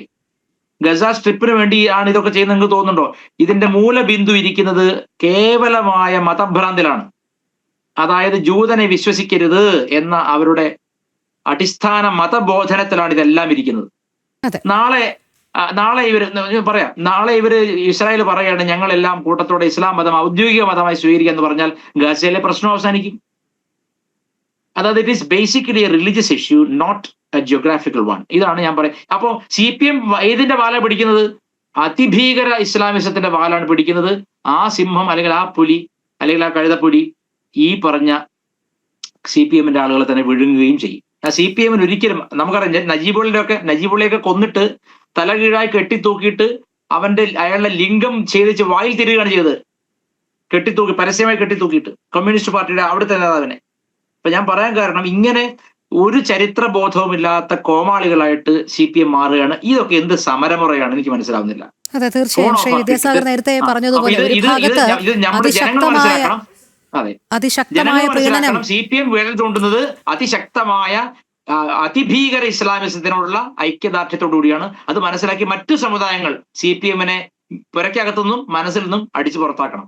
അതെ, തീർച്ചയായും ഒരു ഭാഗത്ത് അതിശക്തമായ പ്രീണന സ്വഭാവം വെച്ച് പുലർത്തുമ്പോൾ നേരത്തെ ശ്രീ വിദ്യാസാഗർ സൂചിപ്പിക്കുകയുണ്ട്, ഈ അടിസ്ഥാന വർഗ്ഗങ്ങളിൽ ഇവരുടെ ഒരു ഇടപെടൽ, അവരെ തെറ്റിദ്ധാരണാജനകമായി കാര്യങ്ങൾ പറഞ്ഞ് അവതരിപ്പിച്ചുകൊണ്ട് ഇവരുടെ ഇടയിൽ ഒരു സ്വാധീനം ചെലുത്താൻ തക്കവണ്ണം ഇവരുടെ ചില നയങ്ങളൊക്കെ നേരത്തെ പറയുകയുണ്ടായി. അത് ഒരുപക്ഷെ പിണറായി സർക്കാർ രണ്ടാമതും അധികാരത്തിലേറി ആ നിയമസഭാ തെരഞ്ഞെടുപ്പിൽ അന്ന് മാസപ്പടി വിവാദം വലിയ രീതിയിൽ കത്തി നിൽക്കുകയാണ്. അന്നൊരു മാധ്യമപ്രവർത്തകൻ എം മുകേഷ് MLA-യോട് ചോദ്യം ചോദിച്ചപ്പോൾ, അതായത് മാസപ്പടിയൊക്കെ നിങ്ങളെ തിരിച്ചടിക്കുകയില്ലേ എന്ന് ചോദിച്ചപ്പോൾ പറഞ്ഞതാണ്, ഈ മാസപ്പടിയൊക്കെ ഏത് സാധാരണക്കാർ കാണാനാണ്, അവർക്കൊന്നും ഈ വാർത്തയിലൊന്നും വലിയ ശ്രദ്ധയില്ല, അവർക്ക് കിറ്റ് കിട്ടുന്നുണ്ടോ എന്ന് മാത്രമേ നോക്കുന്നുള്ളൂ, ഞങ്ങൾ അത്തരം കിറ്റുകളൊക്കെ കൊടുക്കുന്നുണ്ട് എന്ന് പറഞ്ഞു. അങ്ങനെ ആ കിറ്റ് കൊടുത്ത് രണ്ടാം നിയമസഭയിൽ കയറിയെങ്കിലും പിന്നീട് കിറ്റും നിർത്തലാക്കുന്ന സാഹചര്യം കണ്ടു, ക്ഷേമ പെൻഷനും നിർത്തലാക്കുന്ന സാഹചര്യം കണ്ടു. അപ്പോൾ ഇപ്പോഴും അവർക്ക് ഈ അടിസ്ഥാന വർഗത്തെ അവർ സ്വാധീനിക്കാൻ ശ്രമിക്കുന്നതോടൊപ്പം തന്നെ അവർക്ക് അവരോട് പരിഹാസമാണ് എന്നുള്ളത് കൂടി അന്ന് ശ്രദ്ധയിൽപ്പെട്ടതാണ്. ഇന്ന് താങ്കൾ ഈ പറഞ്ഞ വാക്കുകളിൽ നിന്ന് ഞാനത് ഓർക്കുകയായിരുന്നു. ശ്രീ സതീഷ് വസന്ത്, ഇവിടെ പെട്ടിമുടി മുതൽ വയനാട് ദുരന്തം വരെയുള്ള ആ പാവപ്പെട്ട ജനതയ്ക്ക് ഇപ്പോഴും നഷ്ടപരിഹാര തുക ഉൾപ്പെടെയുള്ളവ കൈമാറിയിട്ടില്ല. അവരൊക്കെ പലരും തൻ്റേതായിട്ടുള്ള അതല്ലെങ്കിൽ അവരുടേതായിട്ടുള്ള ധനം ഉപയോഗിച്ചാണ് വാടക വീടുകളിൽ കഴിയുന്നത് പോലും. എന്തിന് മെഡിക്കൽ കോളേജുകളിൽ മരുന്നില്ല? അതൊക്കെ കഴിഞ്ഞ ആഴ്ചകളിലൊക്കെ വിവാദം കത്തി നിന്നാണ്. ഒടുവിൽ കോട്ടയം മെഡിക്കൽ കോളേജിൽ ഒരു കെട്ടിടം തകർന്നു വീണ് ഒരു സാധു സ്ത്രീ മരിക്കുകയുമുണ്ടായി. അവരോടൊന്നും ഐക്യദാർഢ്യമില്ല. കേരളത്തിലെ ഒരു ജനതയോടും ഐക്യദാർഢ്യമില്ല. കേരളത്തിലെ കാര്യങ്ങൾ ചോദിക്കുമ്പോൾ അങ്ങ് വടക്കോട്ട് നോക്കൂ എന്ന് പറഞ്ഞ് UP-യും ഗുജറാത്തും ചൂണ്ടിക്കാണിക്കും. പക്ഷേ പ്രീണന സ്വഭാവത്തിന്റെ ഭാഗമായി പലസ്തീൻ ജനതയോട് മാത്രം ഐക്യദാർഢ്യം, ഇതെന്ത് പ്രവണതയാണ് ശ്രീ സതീഷ് വസന്ത്? രോഹിണി ഇപ്പം ഇവരെല്ലാം പറഞ്ഞതെന്ന് വെച്ചാൽ CPM എന്നുള്ള പാർട്ടി അല്ലെങ്കിൽ ആളുകൾക്ക് തെണ്ടിക്കൊണ്ട് പൈസ പിരിച്ചുകൊണ്ടാണ് ഈ പാർട്ടി ചെയ്യുന്നത്. അങ്ങനെ തന്നെയാണ്. അല്ലാതെ അങ്ങനെ അടിസ്ഥാന വർഗ ഈ പാർട്ടി വളർന്നതെല്ലാം അവർക്ക് വേണ്ടി തന്നെ. അത് ജാതീയമായിട്ടും മതമായിട്ടും അതുപോലെ തന്നെ അവരുടെ തൊഴിൽപരമായിട്ടും വിഘടിച്ച് നിന്നപ്പോൾ അവരെല്ലാം ഏകോപിപ്പിച്ചുകൊണ്ട് തന്നെ ഈ പാർട്ടി വളർന്നിട്ടുള്ളത്. അവരുടെ കാശ് കൊണ്ട് തന്നെ നമ്മൾ ഇതെല്ലാം കെട്ടിപ്പൊക്കിയിട്ടുള്ളത്. അല്ലാന്ന് ആരാന്ന് പറഞ്ഞ കോർപ്പറേറ്റുകളല്ലോ. കോർപ്പറേറ്റുകളിൽ നിന്ന് പൈസ വാങ്ങിച്ചുകൊണ്ടൊന്നല്ലല്ലോ നമ്മളൊക്കെ ഈ പാർട്ടി വളർന്നിട്ടുള്ളത്. ബക്കറ്റ് പിരിവും സാധാ ജനങ്ങൾ കൊടുത്തിട്ടുള്ള പൈസകൾ സ്വരൂപിച്ചുകൊണ്ട് തന്നെ ഈ പാർട്ടി വളർന്നിട്ടുള്ളത്. അപ്പം നിങ്ങൾ പറയുന്ന വെച്ചാൽ ഇവിടെ എല്ലാം ഞാൻ നീതി ആയോഗ് ഇന്ത്യക്കകത്ത് ഏറ്റവും നല്ല നിങ്ങൾ ഇപ്പം പറഞ്ഞതിൻ്റെ ഇത് അടിസ്ഥാനത്തിലാണെന്ന് പറയുന്നത്. ഏറ്റവും കൂടുതൽ മെഡിക്കൽ ആരോഗ്യ പ്രവർത്തനം നടന്നിട്ടുള്ള സംസ്ഥാനങ്ങളിലൊന്നാണ് കേരളം. അത് മറ്റ് സംസ്ഥാനങ്ങളുടെ കേരളം മുന്നിട്ടിരിക്കുന്നത്. നിങ്ങൾ പറയും CPM ഭരിക്കുമ്പോൾ ഇടതുപക്ഷം ഭരിക്കുമ്പോൾ, അല്ല, കാലാകാലങ്ങളിൽ ആർജിച്ച് വന്ന നമ്മുടെ സാമൂഹിക വേദന അവിടെ ഇതിന് കൊണ്ടാണ് വന്നിട്ടുള്ളത്. ഇല്ലെന്നൊന്നും പറയില്ല. എവിടെയെങ്കിലും ചെറിയ കാര്യം വരുമ്പോൾ ആരോഗ്യ മേഖല കംപ്ലീറ്റ് തകർന്നു പോയി എന്നുള്ള ഒരു രീതിയിലോട്ട് വരില്ല. ഇപ്പോൾ ഇന്ത്യക്കകത്ത് ഏറ്റവും നല്ല ആരോഗ്യ മേഖല ഉള്ളതും അതുപോലെ വിദ്യാഭ്യാസ മേഖല ഉള്ളതും കേരളത്തിലാണ്. അത് നിങ്ങൾ മനസ്സിലാക്കണം. അപ്പം CPM ഇതിനൊന്നും പ്രതികരിക്കില്ല. ആരാണ് പറഞ്ഞ് പ്രതികരിക്കില്ല? എന്ന് പ്രതികരിക്കേണ്ട സമയത്തെല്ലാം പ്രതികരിക്കുന്നുണ്ട്. അത് സമയം വരുമ്പോൾ പ്രതികരിക്കും. ഇപ്പോൾ പാലസ്തീൻ്റെ കാര്യത്തിൽ അവിടെ എന്ന് പറഞ്ഞാൽ മനുഷ്യധ്വംസനം വരുന്നുണ്ട്. അത് കുട്ടികളുടെ ഇപ്പം നിങ്ങൾ പറയുന്ന വെച്ചാൽ ഹമാസൊക്കെ എന്ന് പറയുന്നത് സാധാ ജനങ്ങളുടെ ഇടയിൽ കയറി അവിടെ ഇത് പ്രതിരോധം സൃഷ്ടിക്കുന്നു. അതുകൊണ്ടാണ് കുട്ടികളുടെ ഇടയിലൊക്കെ. അതൊക്കെ ശരിയാണോ? അതുകൊണ്ടല്ലേ CPM പോലത്തെ അന്നും ഇന്നും മനുഷ്യധ്വംസനം എവിടെ കണ്ടാലും അതിനെ പ്രതികരിക്കും. നിങ്ങളിതൊരു പ്രതീകാത്മകമായ ഒരു പ്രത്യേക ഒരു വിയോജിപ്പ് പ്രകടനം നിങ്ങൾ കണ്ടാൽ മതി. ഇന്നത്തെ കാലഘട്ടത്തിൽ നമ്മൾ വേറൊന്നും ബഹിഷ്കരിക്കാൻ പറഞ്ഞാൽ പറ്റില്ല. 9 തൊട്ട് 9 വരെ മൊബൈൽ ഫോണുകളും ലാപ്ടോപ്പുകളിലുള്ള ഒരു ആശയം നമ്മൾ വയ്ക്കുകയാണ്. ആശയം ജനങ്ങൾ ഏറ്റെടുക്കണമെങ്കിൽ ഏറ്റെടുക്കട്ടെ. അതൊരു അവർക്ക് പാലസ്തീൻ ജനങ്ങൾക്ക് അങ്ങനെ ഒരു അനുകൂല ഇതുണ്ടാവണമെങ്കിൽ ഉണ്ടാവട്ടെ. അങ്ങനെയെങ്കിലും കണ്ണു തുറന്നുകൊണ്ട് ഈ ലോകത്ത് സമാധാനം പറ്റേ. ആ സമാധാനത്തോടു കൂടിയുള്ള പ്രതികരണമാണ് CMA ബേബി നടത്തിയത്. അതിന് ഇത്ര വിമർശനമായ ഒരു നിലപാടൊന്നും ആരും എടുക്കേണ്ട ഒരു ആവശ്യമില്ല. അത് ജനങ്ങൾ തിരസ്കരിക്കട്ടെ.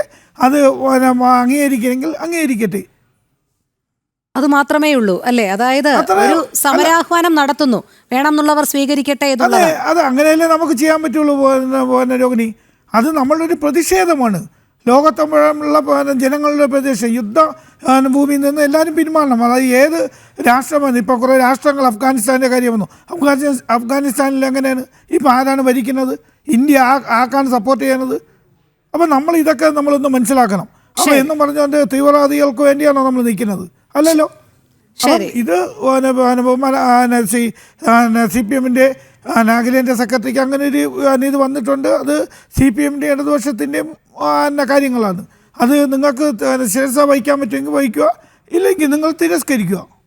ശരി, ഡോക്ടർ കെ ജയപ്രസാദ്, ഇവിടെ കാലോചിതമായ ഒരു സമരമുറ എന്നാണ് ഇതിനെ എം എ ബേബി വിശേഷിപ്പിച്ചത്. പക്ഷേ ഇപ്പോൾ ഇടതുപക്ഷത്തു നിന്ന് വന്ന ശ്രീ സതീഷ് വസന്ത് തന്നെ പറയുന്നുണ്ട്, ഞങ്ങളൊരു ആഹ്വാനം നടത്തുന്നു മാത്രമേ വേണ്ടൂ, വേണം എന്നുള്ളവർ സ്വീകരിച്ചാൽ മതി എന്നുള്ളത്. ഭാരതത്തിലെ മുഴുവൻ ജനതയോടും സ്വീകരിക്കും അല്ലെങ്കിൽ സ്വീകരിക്കണം എന്ന് പറയുകയും മൈക്രോസോഫ്റ്റ് അടക്കം ഞെട്ടും എന്ന് പറയുകയും ഒക്കെ ചെയ്ത ആ സമരമുറ ഇപ്പോൾ വേണം എന്നുള്ളവർ സ്വീകരിച്ചാൽ മതി എന്ന് പതിയെ തണുത്ത് വരുന്ന ഒരു സാഹചര്യത്തിലേക്ക് എത്തിയോ? ഇപ്പോൾ സമയം 8:45 ആയിരിക്കുന്നു. കാരണം പലരും താങ്കൾ നേരത്തെ ചോദിച്ച ചോദ്യം ഉന്നയിക്കാം, കൈരളി വെച്ച് നോക്കാം, അല്ലെങ്കിൽ ചിലപ്പോൾ ഈ പാർട്ടി നേതാക്കളുടെ ഫോണിലേക്കൊക്കെ ഒന്ന് റിങ് ചെയ്ത് നോക്കാം. അതുകൊണ്ടാണോ ഇപ്പോൾ ഇച്ചിരി തണുത്തുപോയത് ഈ സമരമുറ? അല്ലേ, ഞാൻ ഇതിനകത്ത് ഒരു കാര്യം ഞാൻ ശ്രീ വസന്ത് പറഞ്ഞത് കറക്റ്റാണ്. കാരണം ഇതാരും സീരിയസ് ആയിട്ട് എടുക്കാൻ പോകുന്നില്ല. ആരെങ്കിലും മൊബൈൽ ചാർജ് ചെയ്യാനായിട്ട് മാറ്റി വയ്ക്കുമായിരിക്കാം ഈ 9 മണിക്ക് ശേഷം എന്നല്ലാതെ എനിക്ക് തോന്നുന്നില്ല ആരെങ്കിലും ബഹിഷ്കരിക്കുമെന്ന്. കാരണം ആ തരത്തിൽ ഇതിനെ കാണുന്നില്ല. കേരളത്തെ സംബന്ധിച്ചിടത്തോളം ഇടതുപക്ഷ പ്രസ്ഥാനം വളർന്നത്, കമ്മ്യൂണിസ്റ്റ് പാർട്ടി വളർന്നത് ഒരിക്കലും ആശയപരമായിട്ടല്ല, ഒന്ന് സംഘടനാപരമായ മികവും അടവ് നയവും പ്രചരണത്തിലൂടെയാണ്. കഥകളിലൂടെ, കഥാപ്രസംഗത്തിലൂടെ, നാടകത്തിലൂടെ, അങ്ങനെ സിനിമയിലൂടെ, അങ്ങനെ കലാകാരന്മാരിലൂടെ, അങ്ങനെ ജനങ്ങളിൽ ചില മുദ്രാവാക്യങ്ങൾ കൊടുത്ത് ഇപ്പം നമ്മളൊരു ശരാശരി മലയാളി കേരളമെല്ലാം നമ്പർ 1 എന്ന് പറഞ്ഞ്, അതായത് ആരോഗ്യ മേഖലയിൽ, വിദ്യാഭ്യാസ മേഖലയിൽ, സമഗ്ര മേഖലയിലും കേരളം ലോകത്തിന് മാതൃകയാണ്, കേരള മോഡൽ അങ്ങനെയാണ് എന്നൊക്കെ പറഞ്ഞ് നമ്മൾ കുറേ പേര് അത് വിശ്വസിക്കുന്നുണ്ട് ഇന്നും. പക്ഷേ നമ്മൾ ഈ ശരിക്കും മലയാളികളെ ശരിക്കും ഇത്രയും വിഡ്ഢികളാക്കുന്നു, മലയാളികൾ വിഡ്ഢികളായതുകൊണ്ടാണ്. കാരണം 1969 സഖാവ് EMS നമ്പൂതിരിപ്പാട്, അന്ന് മുഖ്യമന്ത്രിയായിരുന്ന EMS നമ്പൂതിരിപ്പാട് ചികിത്സയ്ക്ക് പോയത് ജർമ്മനിയിലാണ്. അതിനുശേഷം നമുക്കറിയാം കോൺഗ്രസിൻ്റെ മുഖ്യമന്ത്രിമാരായിരുന്ന ഇപ്പം K. കരുണാകരൻ അമേരിക്കയിൽ പോയി. അപ്പോൾ അതുപോലെ തന്നെയാണ് പിന്നീട് നമ്മൾ കാണുന്നതും പിണറായി വിജയൻ ഇന്നത്തെ ആരോഗ്യ മേഖലയിൽ ഏറ്റവും കൂടുതൽ പ്രശ്നങ്ങൾ ഡോക്ടർ ഹാരിസിൻ്റെ പോസ്റ്റിന് ശേഷം ഉണ്ടായിട്ടുള്ള ചർച്ചകളും കോട്ടയത്തെ ഇന്നലെ നടന്ന അപകട മരണവും ഒക്കെ നമ്മൾ കണ്ടതാണ്. അപ്പോൾ ഈ സമയത്താണ് നമ്മുടെ കേരളത്തിൻ്റെ മുഖ്യമന്ത്രി അമേരിക്കയിൽ ചികിത്സയ്ക്ക് പോകുന്നത്. അപ്പോൾ കേരളത്തിൽ ഒരു മികവുറ്റ, അല്ലെങ്കിൽ അമേരിക്കയിൽ നാളെ ഒരാളിന് അമേരിക്കയിൽ പോകാതെ കേരളത്തിൽ തന്നെ ചികിത്സ ലഭിക്കുന്ന ഒരു സാഹചര്യം ഒരുക്കുന്നതിനെക്കുറിച്ച് ഒരു ചർച്ചയോ അതിനുള്ള സംവിധാനങ്ങളോ ഒന്നുമില്ല. വളരെ 70കളിലാണ് നമ്മൾ ശ്രീചിത്ര ഇൻസ്റ്റിറ്റ്യൂട്ട് തുടങ്ങുന്നത്. അപ്പോൾ അതുപോലുള്ള ഒരു സ്ഥാപനത്തിനെ വളർത്തുന്നതിന് പകരം അതും പാർട്ടിവൽക്കരിച്ച് മാക്സിമം തളർത്തുകയാണ് ചെയ്തത് ആ സ്ഥാപനത്തെ പോലും. അപ്പോൾ ആ തരത്തിൽ ഇന്നത്തെ കേന്ദ്ര സർക്കാരിൻ്റെ കീഴിലാണെങ്കിൽ പോലും അതിൻ്റെ സിസ്റ്റം മുഴുവനും ഈ പാർട്ടി ഹൈജാക്ക് ചെയ്യപ്പെട്ടു. അപ്പോൾ ആ തരത്തിൽ കേരളത്തിലെ സമസ്ത മേഖലയിലും, ഇപ്പോൾ ആരോഗ്യ മേഖലയിൽ അല്ലെങ്കിൽ നമ്മൾ ഉത്തര മലബാർ എന്ന് പറയുന്നത് ഏറ്റവും കൂടുതൽ പിന്നോക്കാവസ്ഥയിൽ നിൽക്കുന്നത്, ആരോഗ്യ മേഖലയിൽ ഏറ്റവും പിന്നോക്കം നിൽക്കുന്നത് ഉത്തര മലബാറാണ്. അപ്പോൾ അതിൽ MP രാഘവനാണ്. ഒരു സർക്കാർ മെഡിക്കൽ കോളേജ് പോലും കാസർഗോഡ് ജില്ലയിലില്ല. കണ്ണൂരിലും യഥാർത്ഥത്തിൽ സർക്കാർ മെഡിക്കൽ കോളേജ് എന്ന് പറയുന്നത് ശ്രീ MP രാഘവൻ, അതായത് കൂത്തുപറമ്പ് രക്തസാക്ഷികളെ കൊടുത്തിട്ട്, അല്ലെങ്കിൽ അതിന് അത്രയധികം പ്രതിഷേധങ്ങൾ നേരിട്ട് കൊണ്ടൊരു സഹകരണ മെഡിക്കൽ കോളേജിനെ കൺവേർട്ട് ചെയ്തും ഗവൺമെൻറ് മെഡിക്കൽ കോളേജാക്കണം. പാർട്ടി റിക്രൂട്ട് ചെയ്തവർ ഗവൺമെൻറ് ആളായി മാറുകയാണ് ചെയ്തത്. അപ്പോൾ നമ്മുടെ ഉന്നത വിദ്യാഭ്യാസ രംഗത്താണെങ്കിലും കമ്മ്യൂണിസ്റ്റ് പാർട്ടിയുടെ ശക്തി കേന്ദ്രങ്ങളെല്ലാം ഇന്ന് കേരളത്തിലെ ഏറ്റവും പിന്നോക്ക മേഖലകളാണ് ആ രംഗത്ത്. അത് ആരോഗ്യ മേഖലയിലും വിദ്യാഭ്യാസ മേഖലയിലും അതുപോലെ മറ്റെല്ലാ മേഖലകളിലും പിന്നോക്കാവസ്ഥയെ അതിനെ ചൂഷണം ചെയ്തുകൊണ്ടാണ് പ്രചരണത്തിലൂടെ, അടവ് നയത്തിലൂടെ പറഞ്ഞത്. മറ്റൊന്ന്, കേരളത്തിൽ ഏറ്റവും കൂടുതൽ ശക്തമായ സ്വാധീനമുള്ളത് ഇന്ത്യയിലെ മറ്റ് സംസ്ഥാനങ്ങളിൽ നിന്ന് വിഭിന്നമായിട്ട് ഇന്ത്യയിൽ ഏറ്റവും കൂടുതൽ മുസ്ലിം സമൂഹമുള്ളത് ബീഹാറിലും ഉത്തർപ്രദേശിലും പശ്ചിമ ബംഗാൾ തുടങ്ങിയ സംസ്ഥാനങ്ങളാണ്. പക്ഷേ ഇസ്ലാമിസ്റ്റുകൾ ഏറ്റവും കൂടുതലുള്ളത് കേരളത്തിലാണ്. അപ്പോൾ അത് മുസ്ലിം ലീഗ് എന്നുള്ള രാഷ്ട്രീയ പാർട്ടിയുടെ പരിമിതിയുണ്ട്. മുസ്ലിം ലീഗ് കുറച്ചുകൂടെ ജനാധിപത്യ രീതിയിൽ പ്രവർത്തിക്കാനുള്ള ശ്രമം നടത്തുമ്പോൾ തന്നെ അതിന് ബദലായിട്ടുള്ള വലിയൊരു ശതമാനം ആശയപരമായ ഇസ്ലാമിസ്റ്റുകൾക്ക് ഏറ്റവും കൂടുതൽ അടിത്തറയുള്ള ഒരു സംസ്ഥാനമാണ് കേരളം. അത് കേരളത്തിൻ്റെ തെക്കേയറ്റം മുതൽ വടക്കേയറ്റം വരെ ഒരുപോലെ ശക്തമാണ്. പക്ഷേ അത് വോട്ട് ബാങ്കായിട്ട് വരുമ്പോഴത്തേക്കും ഒരിക്കലും ഒരു മുസ്ലിം പാർട്ടിയിലേക്ക് അത് പോകുന്നില്ല. അപ്പോൾ ഈ വോട്ടാണ് CPM ലക്ഷ്യമാക്കുന്നത്. അപ്പോൾ ഇസ്ലാമിസ്റ്റ് ആശയങ്ങളെ അടവ് നയത്തിൻ്റെ ഭാഗമായി കവർന്നെടുത്തുകൊണ്ട് ജനങ്ങളുടെ മുന്നിൽ അവതരിപ്പിക്കുകയാണ് കേരളത്തിൽ CPM ചെയ്യുന്നത്. അതിൻ്റെ ഗുണഭോക്താവാണ് CPM.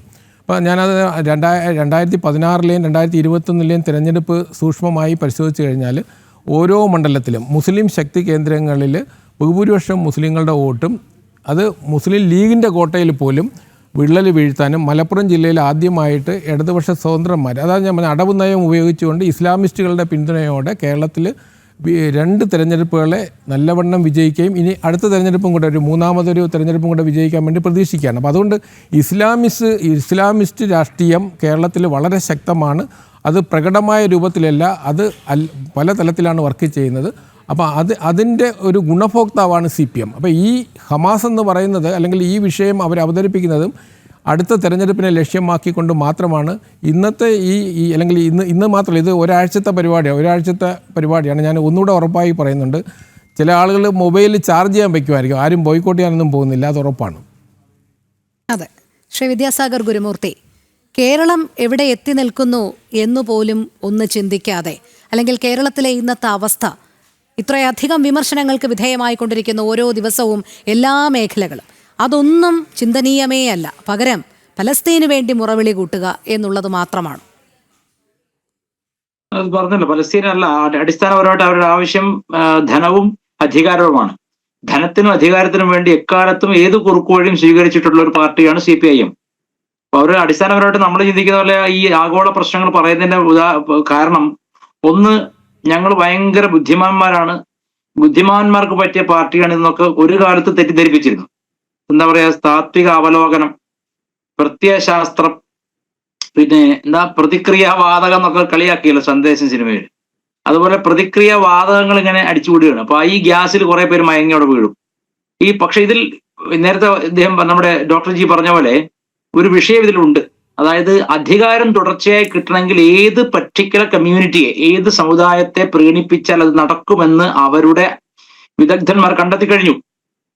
അതിന്റെ ഫലമായിട്ടാണ് മതനിരപേക്ഷ വർഗ ബഹുജന എന്നൊക്കെ മാറ്റിയിട്ട് ഹിന്ദു വിരുദ്ധ വർഗ ബഹുജന പാർട്ടിയായിട്ട് CPM മാറിയത്. അവർക്ക് ഒറ്റ കാര്യമുള്ളൂ, ഹിന്ദു വിരുദ്ധമായി പറഞ്ഞ അമ്പലങ്ങളെ കളിയാക്കുക, അല്ലെങ്കിൽ ഹിന്ദു ദേവീ ദേവന്മാരെ കളിയാക്കുക, ഹിന്ദു ആത്മീയ ഗുരുക്കന്മാരെ കളിയാക്കുക, ഹൈന്ദവമായി ഉയർന്നു വന്ന രാഷ്ട്രീയ പ്രസ്ഥാനങ്ങളെ കളിയാക്കുക, അല്ലെങ്കിൽ അവർക്കെതിരെ യുദ്ധം ചെയ്യുക, അവരെ വെട്ടിക്കൊള്ളുക, തിരിച്ചു അങ്ങോട്ടും ഇങ്ങോട്ടും പ്രശ്നം ഉണ്ടാവുക. ഇവരുടെ സംഘർഷം മുഴുവൻ എക്കാലത്തും ഹിന്ദു ജനതയുടെ സംഘടിത ശക്തിയോടായിരുന്നു. അതിൽ നിന്ന് മനസ്സിലാക്കേണ്ടത്, വളരെ കാലം മുമ്പ് തന്നെ ഇവർ ഈ സർവൈവൽ ഇൻസ്റ്റിങ്ക്റ്റ് കാണിച്ചു തുടങ്ങിയിട്ടുണ്ട്. അടിയന്തരാവസ്ഥ കാലത്തോടു കൂടി, അതുവരെ CPM-ന് RSS-നോട് അത്ര വലിയൊരു വിരോധം ഉണ്ടായിരുന്നു ചോദിച്ചാൽ എൻ്റെ അറിവിലില്ല. RSS-ഉമായിട്ട് ചേർന്ന് പ്രവർത്തിക്കാനും അല്ലെങ്കിൽ RSS-ഉമായിട്ട് ചേർന്ന് ഇന്ദിരയുടെ ആ കരി നിയമങ്ങൾക്കെതിരെ പോരാടാനൊക്കെ തയ്യാറായിരുന്ന ഒരു പ്രസ്ഥാനമാണ് CPM. ആ കാലത്ത് നിന്ന് പെട്ടെന്ന് ഇവർ ഒരു ഡൈവേർഷൻ എടുക്കുകയും ഇവർ മനസ്സിലാക്കി ഇവിടെ ഉള്ള വളരെ ശക്തമായ ധനികരെ ഹിന്ദുക്കൾ ഒരു ആൾക്കൂട്ടം മാത്രമാണെന്നും അവർക്ക് യാതൊരു ഐക്യവുമില്ലെന്നും മനസ്സിലാക്കിയ CPM ചെയ്തത്, ഏറ്റവും പ്രബലരായി ഐക്യപ്പെടുന്ന സംഘടനാ രൂപമുള്ള അല്ലെങ്കിൽ രാഷ്ട്രീയ സ്വഭാവമുള്ള മതത്തെ നന്നായി പ്രീണിപ്പിച്ചാൽ എല്ലാ കാലത്തും അധികാരത്തിൽ വരാമെന്നൊരു ചിന്ത അവർക്ക് പിടികൂടി. അതിന്റെ ഒരു ഏറ്റവും ഋണാത്മകമായ കാഴ്ച, മഹാരാജാസിലെ അഭിമന്യു കൊല്ലപ്പെട്ടപ്പോൾ അതൊരു ക്രൂരമായ നിന്ദ്യമായ കൊലപാതകമാണ്. ഈ അടുത്ത കാലത്ത് കണ്ട ഏറ്റവും നിന്ദ്യമായ ഒരു വിദ്യാർത്ഥിയെ ഇത്തരത്തിൽ ചുറ്റും കൂടി നിന്ന് വിചാരണ ചെയ്ത് ഒറ്റക്കുത്തിനെ കൊല്ലുക എന്ന് പറയുന്ന ഏറ്റവും വലിയ ഭീകര പ്രവർത്തനം ഒരു ക്യാമ്പസിൽ നടന്നിട്ട് സ്വന്തം സഖാവ്, കുട്ടി സഖാവ് കൊല്ലപ്പെട്ടിട്ട് പോലും ഈ ചെറിയ മുദ്രാവാക്യങ്ങളിൽ വർഗീയത തൊലയട്ടെ, നാളെ പുലരി ചുവക്കും, മറ്റന്നാൾ ഇടിവെട്ടും, ഇങ്ങനെയുള്ള ചില മൃദു മുദ്രാവാക്യങ്ങൾ കൊണ്ട് പ്രതിഷേധം ഒതുക്കി RSS-നെ നേരിടുന്ന പോലെ കൊലക്കത്തി പുറത്തെടുക്കാത്തത് എന്തുകൊണ്ടായിരിക്കാം? ഒറ്റ അർത്ഥമേ ഉള്ളൂ. ഈ ക്യാമ്പസ് ഫ്രണ്ടിന്റെ ആളുകളും പോപ്പുലർ ഫ്രണ്ടിന്റെ ആളുകളുമാണ് ഇത് ചെയ്തതെങ്കിലും CPM അവരോട് ആശയപരമായി, ധനപരമായി എവിടെയൊക്കെയോ അടിമപ്പെട്ടു പോയിട്ടില്ലേ? അച്യുതാനന്ദൻ എന്ന ഒരു മുഖ്യമന്ത്രി നമുക്കുണ്ടായിരുന്നു. അദ്ദേഹം പറഞ്ഞു, ഈ KEN കുഞ്ഞഹമ്മദ് എന്ന് പറയുന്ന CPM-ന്റെ ഒരു താത്വിക ആചാര്യനുണ്ട്. അദ്ദേഹം പുറമെ മതനിരപേക്ഷനൊക്കെ ആണെങ്കിലും അടിസ്ഥാനപരമായി ഹിന്ദു വിരുദ്ധനാണ്. അത് തന്നെയാണ് ഇസ്ലാമിസ്റ്റുകൾക്ക് വേണ്ടതും. ഇസ്ലാമിസ്റ്റുകളുടെ ജിഹാദികളുടെ ഒരു മൗത്ത് പീസ് ആണ് ഇപ്പോഴും ഈ KEN കുഞ്ഞഹമ്മദ്. ഒരിക്കലും അദ്ദേഹം ഇസ്ലാമിനെ ഇത്തരത്തിൽ വിമർശിക്കാൻ ധൈര്യപ്പെടാറില്ല, ഇസ്ലാമിസ്റ്റുകളെ അദ്ദേഹത്തിന്റെ ചില പ്രസ്താവനകൾ കേട്ട, ഓണത്തിന് പിന്നെ പുളിശ്ശേരി ആവാമെങ്കിൽ കാളനാവാമെങ്കിൽ കാളയിറച്ചിയും ആവാം എന്നൊക്കെയുള്ള പ്രസ്താവന കേട്ടിട്ട് അച്യുതാനന്ദൻ പറഞ്ഞു, അത് ചില